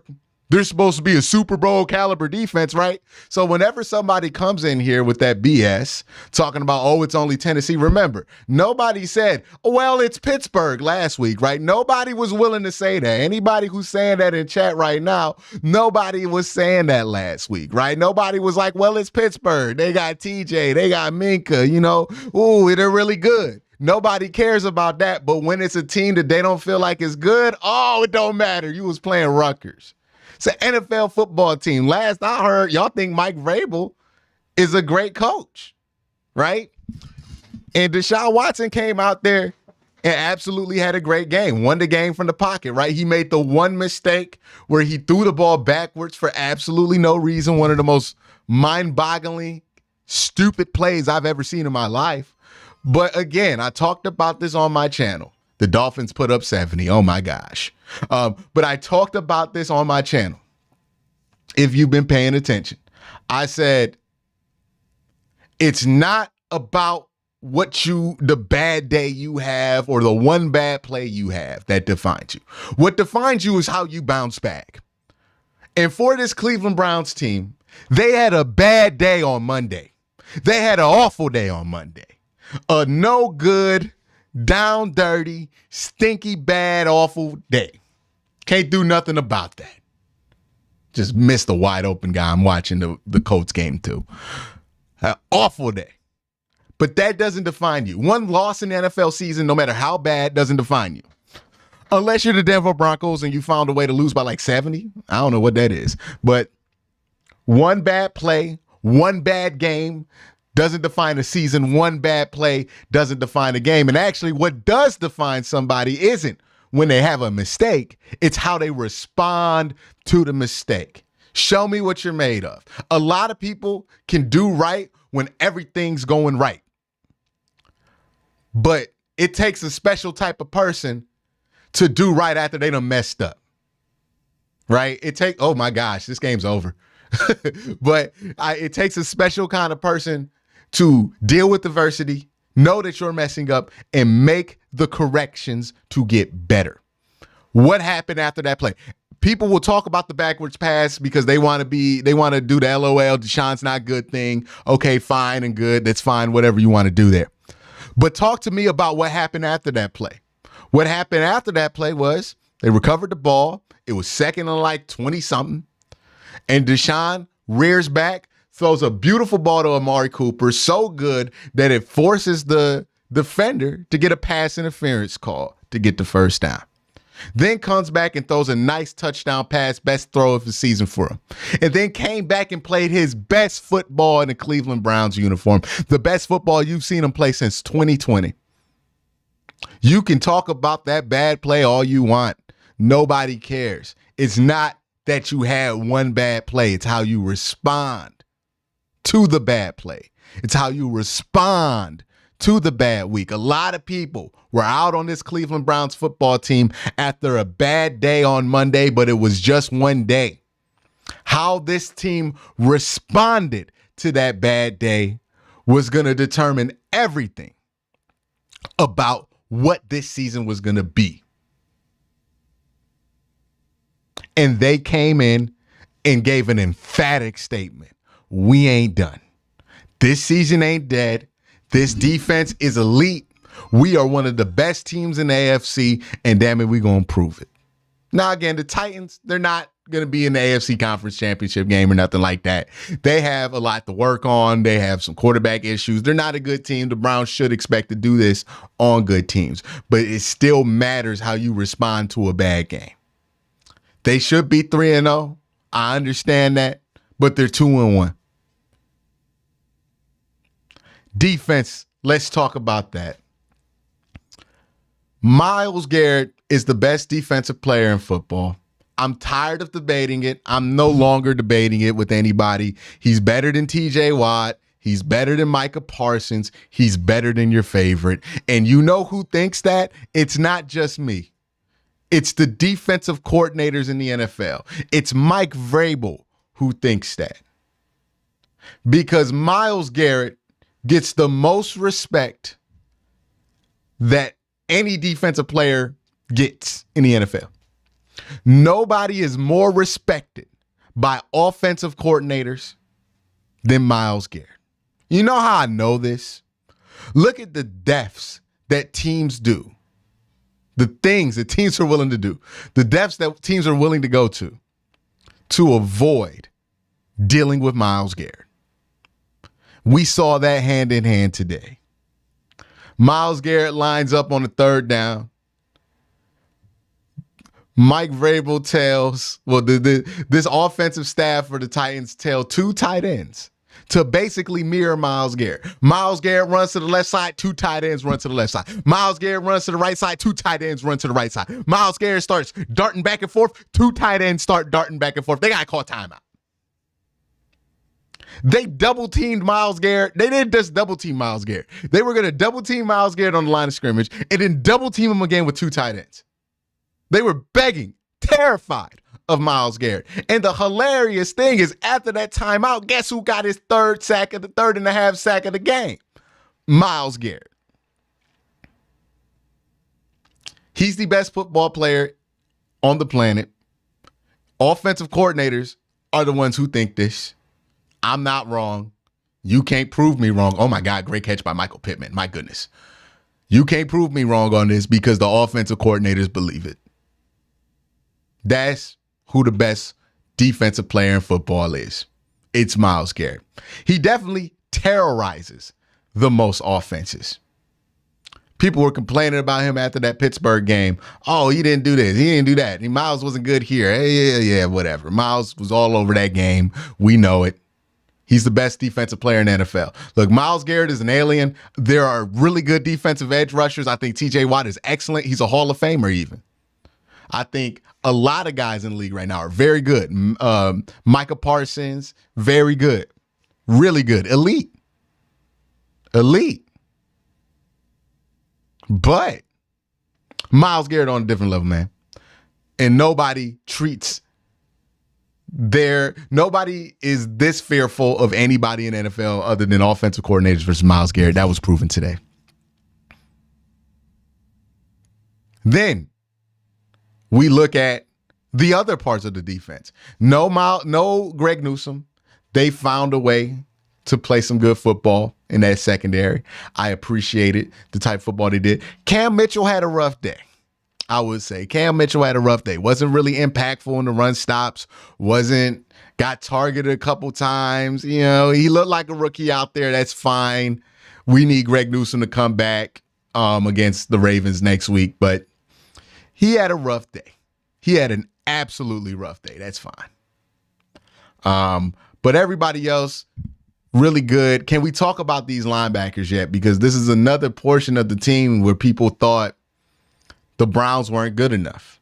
I've heard a lot of complaints about the linebacker room. I've always been of the mindset that I feel pretty good about what the Browns have. But not a lot of people agree with me on that. I think this Browns linebacking room is really good. It might be one of the better ones in the NFL. You got J.O.K. playing incredible football right now. You have to factor in that Grant Delpit's also a member of that linebacking room by how they line him up most of the time. He's been one of the best players in football. And then the rest of these linebackers have been really, really good. Really, really good. I think that that's important. Those linebackers are super important to what they want to do. Let's talk about what they did to Derrick Henry, man. Derrick Henry, over under 50 yards. I think he had 20 yards. They held Derrick Henry to 20 rushing yards, y'all. 20 rushing yards for Derrick Henry. This Browns defense held him to 1.8 yards a carry. And honestly, he got like 10 of the 20 after the game had gotten put away. If we keeping it a buck. Now, I don't know if Derrick Henry's cooked because 60 versus the Saints on 15, 25 and 80 versus the Chargers. That's terrible. And then 11 and 20 versus the Browns. It's not looking good for the King. I'll put it that way. It's not looking good for the King. Maybe Sione Taki, JOK, and A. Walker just like that. Maybe this Browns defensive front, Maurice Hurst, deserves some love. Maurice Hurst deserves some respect. He's been great. I thought Alex Wright was really good for this team too, number 91. Had a couple big plays in this game. I think next week will be the one that puts it over the top for us. But if they come play Baltimore and look similarly as good against Baltimore, we can take a deep breath and say to ourselves, this is an elite defense. We're on par with San Francisco. We're on par with the Eagles last year. We are one of the best defenses in the NFL. And quite frankly, I don't think there's anybody close in the AFC defensively to Cleveland. Like maybe Pittsburgh, but Pittsburgh ain't even nothing like this. Pittsburgh ain't got nothing like this. Offensively, outside of Deshaun Watson, Amari Cooper, A++ game, an elite game for Amari Cooper. My goodness, they didn't get it on fourth down. This might end up being a tie.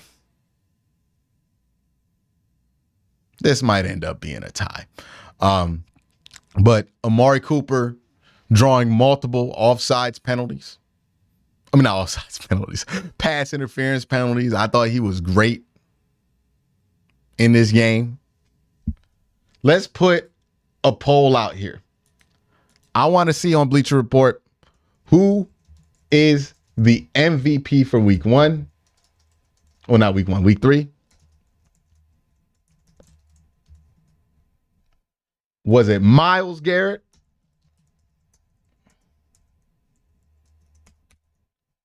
Was it Deshaun Watson?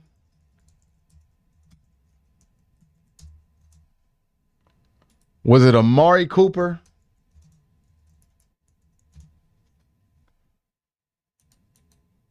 Is there anybody else I could throw in there?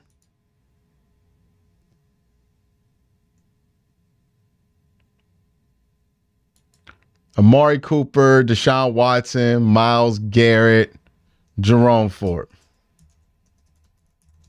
who had a good game, 2 touchdowns today. Not a lot of rushing yards, but 2 touchdowns. Let me know. I want to know, who is y'all MVP for today, chat?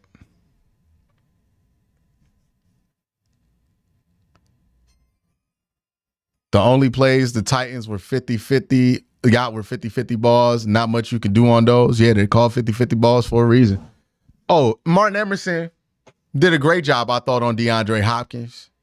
Again, Cam Mitchell struggled, but I thought Denzel was great too. I mean, this defense is just really good, man. I just don't think there's any other way to put it. This is a really, really, really, really good defense. I think offensively, they did what they needed to do, but they had a good game. And look what this team looks like when they put it all together. They look elite. They look elite when they put it all together. Deshaun Watson puts together a 300-yard game. You get enough from the running game. Kareem Hunt, I thought, looked fine in his first game back as a Cleveland Brown. He'll look better as time goes on. Still looks like he's still athletic enough. Still has the burst. I think that he'll put it more together as time goes on. Right now, a lot of people saying Myles Garrett was the MVP of today's game.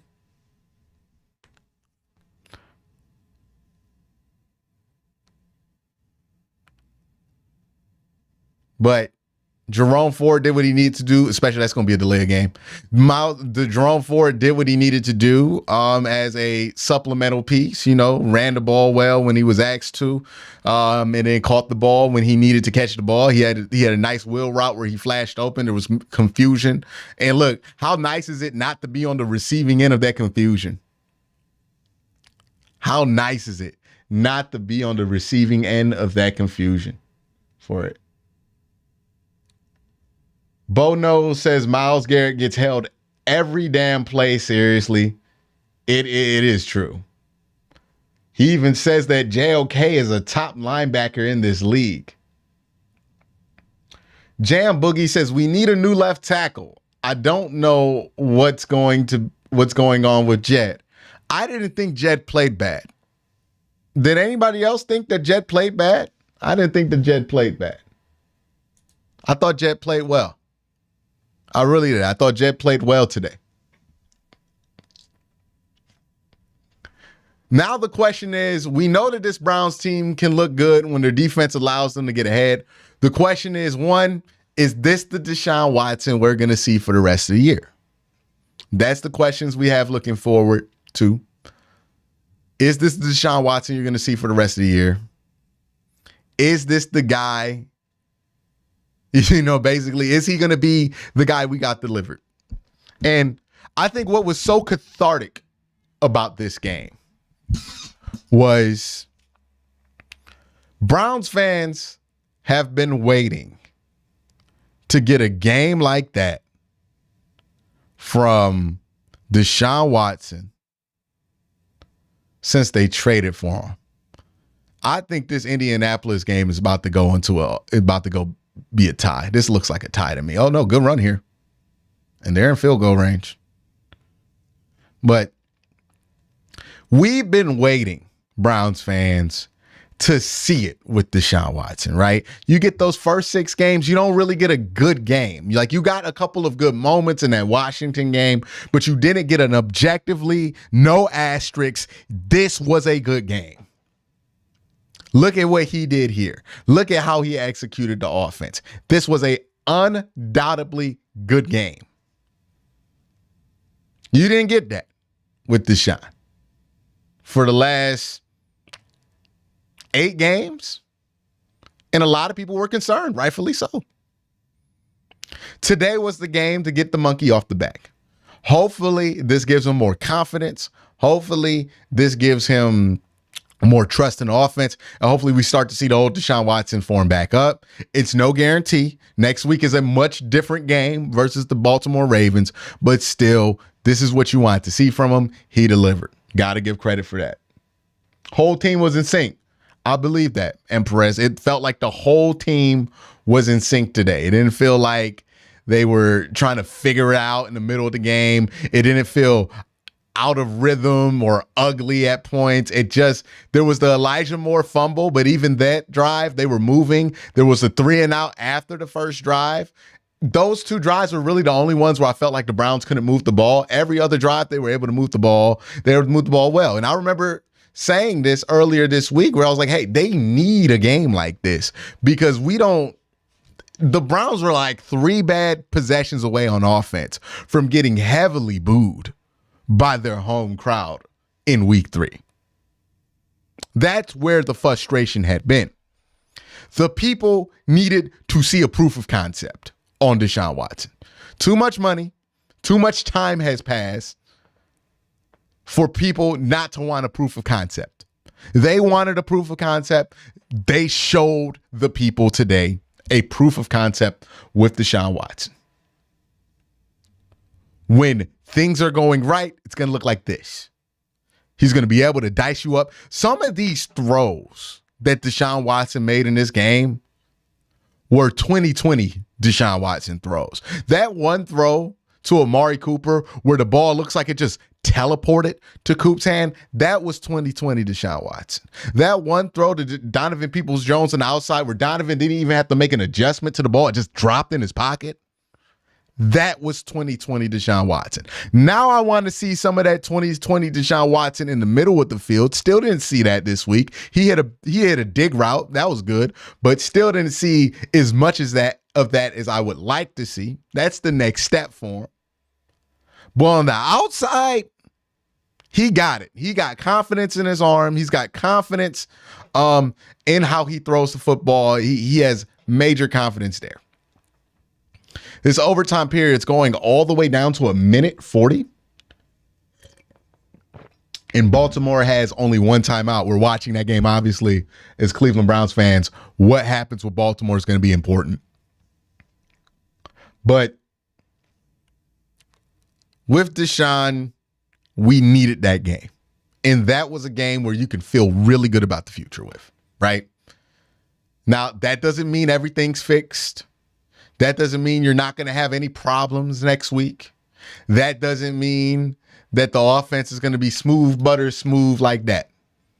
But it does mean that you saw the proof of concept, that you know that he didn't get space jammed and all his talent went somewhere else and that he will never even come close to the same guy.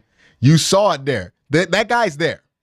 That was that guy today. I think he played even better in 19 and 20, but that guy was there. Great game, Brownies.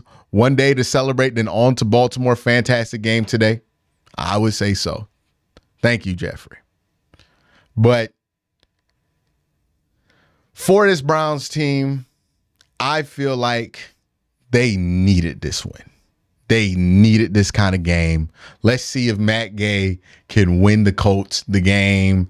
And that's, is it short? It's right down the middle. And Baltimore goes to 2-1. And depending on what happens later tonight, that means that the Browns could end up being in first place, depending on the result of what Lamar looks pissed. And again, it's crazy, right? It's crazy how much of a difference a week makes. It's crazy how much of a difference a week makes. Because last week, we were gushing about Lamar as a passer. We were gushing about the Ravens, how good they're going to be. This week, they lost to Gardner Minshew. What I tell y'all, the NFL is a week-to-week league. You just got to take it 1 week at a time. 1 week at a time. And you'll be all right. but you just got to take it 1 week at a time. So far, most of the votes for Myles Garrett being MVP are in. That's going to be it for him. He's going to get the MVP for this week. But again, I can't stress this enough because so many of us were in chaos. So many of us were disheveled. So many of us were, as the children say, down bad. Down tremendously bad. We was down bad. A lot of us came here talking about the season's over. Chubb's gone. Deshaun looks terrible. We're going 7-10 again. Yeah, we were down bad, y'all. Let's be real about it. Browns fans was down bad after Monday.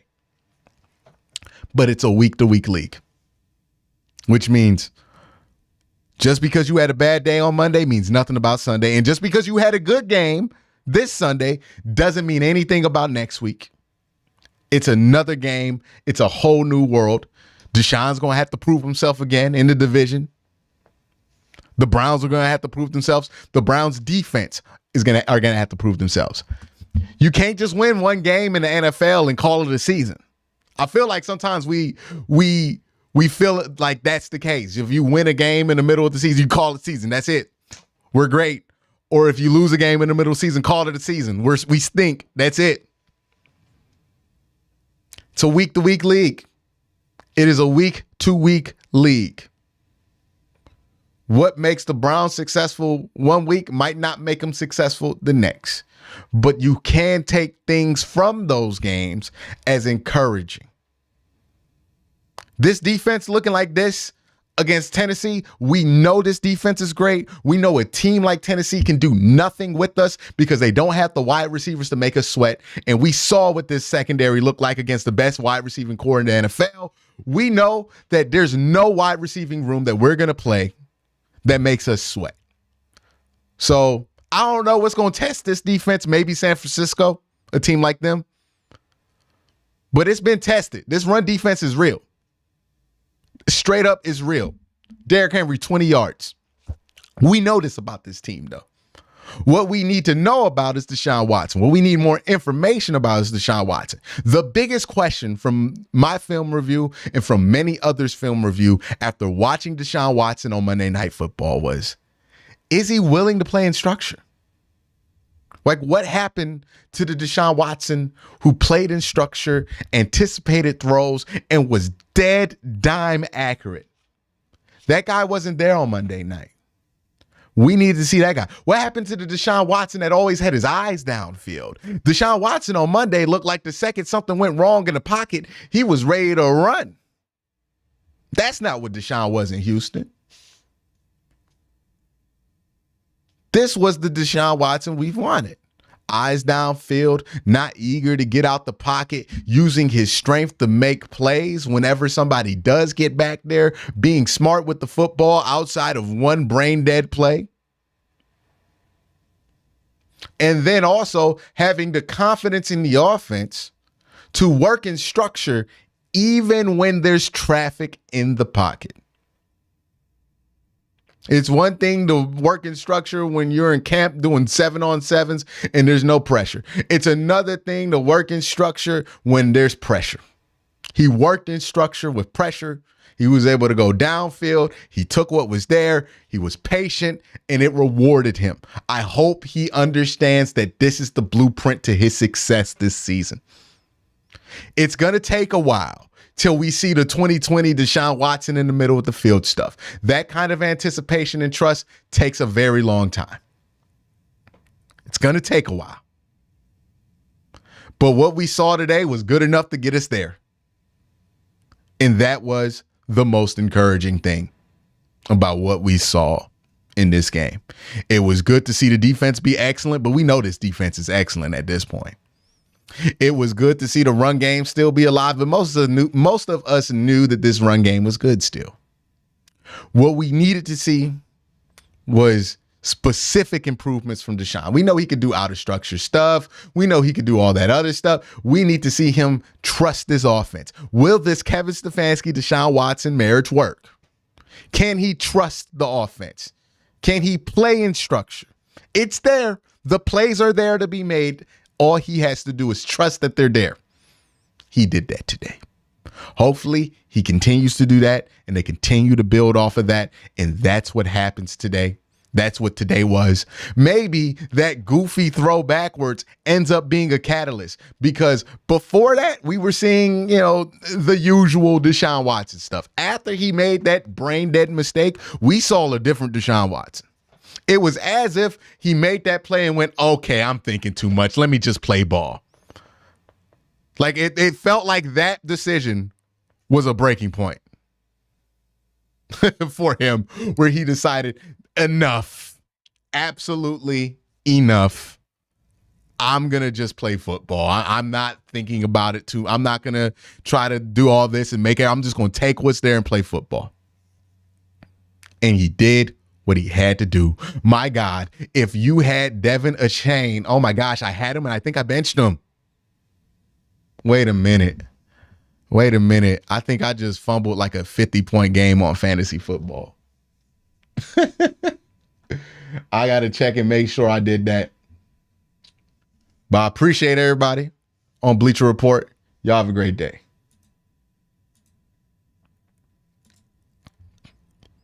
Yeah, I got to see. Did I fumble the bag on fantasy football? Wait a minute.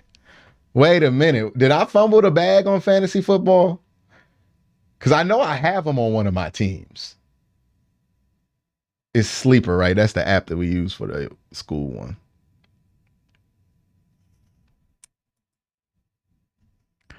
That's crazy that they put up that many points. Close.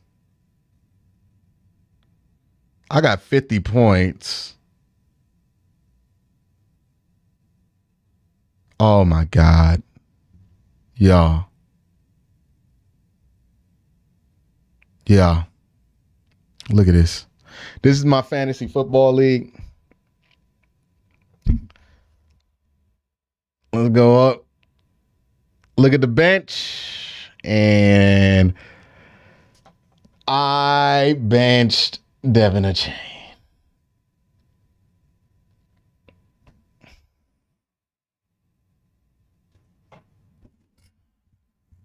I suck at fantasy football. I might be one of the worst of all time. If I were a fantasy football coach, oh yeah, I absolutely took him out. I remember thinking before I set my rosters this morning, and I looked at that, and I was like, who I got at running back? I was like, I trust Gus Edwards more than I trust Devin Achane. Gus Edwards got me 5 points. If I were a fantasy football coach, y'all would want me to get fired. Y'all would want me to get fired, dog, and I would deserve it. I'll be at the press conference like, yeah, I suck. I shouldn't be here. Y'all should fire me. Oh, man, it's rough. Oh, man, it was rough. That is most unfortunate for me. Hold on, let me text my college buddies real quick. Show them that.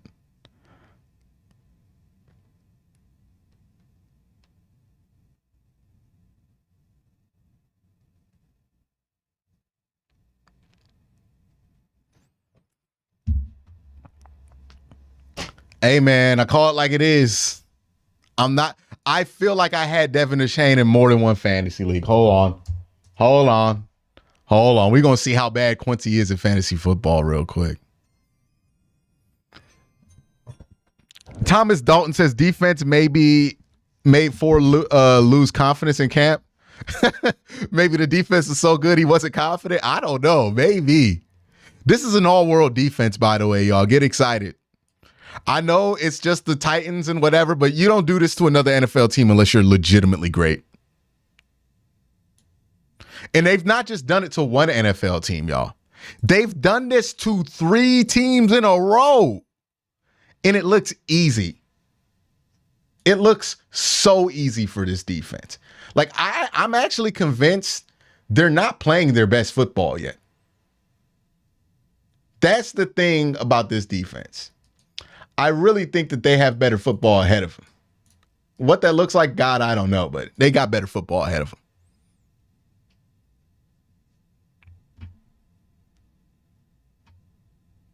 Yeah. Okay, I didn't bench him in this league. I didn't have him in this league, so that's good. So this league's safe, the Cleveland.com one. I started Zach Moss. I think that worked out for me. That was a game time decision. Okay, I'm fine on this league. Penguin Clubhouse. I don't see him on my bench. But I started Lamar. Lamar was decent on fantasy at least. This one right here. Yeah, okay, I only made the mistake on one league. But I have to start Daniel Jones in this league, so that sucks too. That sucks. My goodness. Look, man, I am not good at fantasy football. And I may know what I'm talking about when it comes to the X's and O's, but when it comes to them fantasy football X's and O's, I'm trash. I'm trash. I'm absolutely trash at fantasy football. I make no mistakes about it. I try to. I just don't be on the waiver wire. That's why. Like, for real. I don't like being on the waiver wire doing all that. I got to do this job. You know how time consuming this job is? I can't be out here trying to work the waiver wire. All right, let me catch up on Super Chats because I missed it while I was doing the BR stream. We had a fair mid of them. Greg Carr says defense needs a name. What about the Goon Squad? Appreciate that super chat, Greg. Another super chat from Evan C. Glad to see the offense function without Chubb. Same thing. Professor Chaos, I also picked up Kareem Hunt last week. Good move. Sly says made another team quit. Okay, I got those. Got that one. Sly says the Dolphins put up 70. It's crazy. Fred Hines, a dominant defensive performance by the Browns. We all needed this. Even the starters got out of there. Victory Monday on deck. Yes, sir. Yes, sir. Get your favorite beverage ready. It's happening. Victory Monday. We doing it. We doing it. DW ranked near the bottom. Must be an outlier. He's on his way up. If he's had some outlier games, now he's going to get his way back up. Ray Rag says the only plays the Titans got were 50-50 balls. Yes, sir. Jeffrey Anderson says great game, Brownies. One day to celebrate and beat Baltimore. Yes, sir. Thomas Dalton says defense made 4 lose. Yeah, I got that one already. Cool. It's a great day for this team. It's an excellent day for this team. That's exactly what you needed to see. Nobody's going to talk about it outside of Cleveland, but we like it that way. We're just going to go on and hold on. What's this? Chuck, the guy that we don't have here right this minute with us, but he's always with us. It's number 24. Yes, sir. This game ball, okay? Yes, He's sir. so important to this team. This offense, this defense, this special teams. This team, number 24, means so much to us. I'm going to hand him this ball, okay? He's with us the rest of the way. You feel me on that? Yep. Okay, make sure you all are supposed to be tomorrow. I appreciate you guys. Take care of each other. Team on 3. 1, 2, 3. Yeah. All right, nice touch, Coach Stefanski. All right. What a difference a week makes.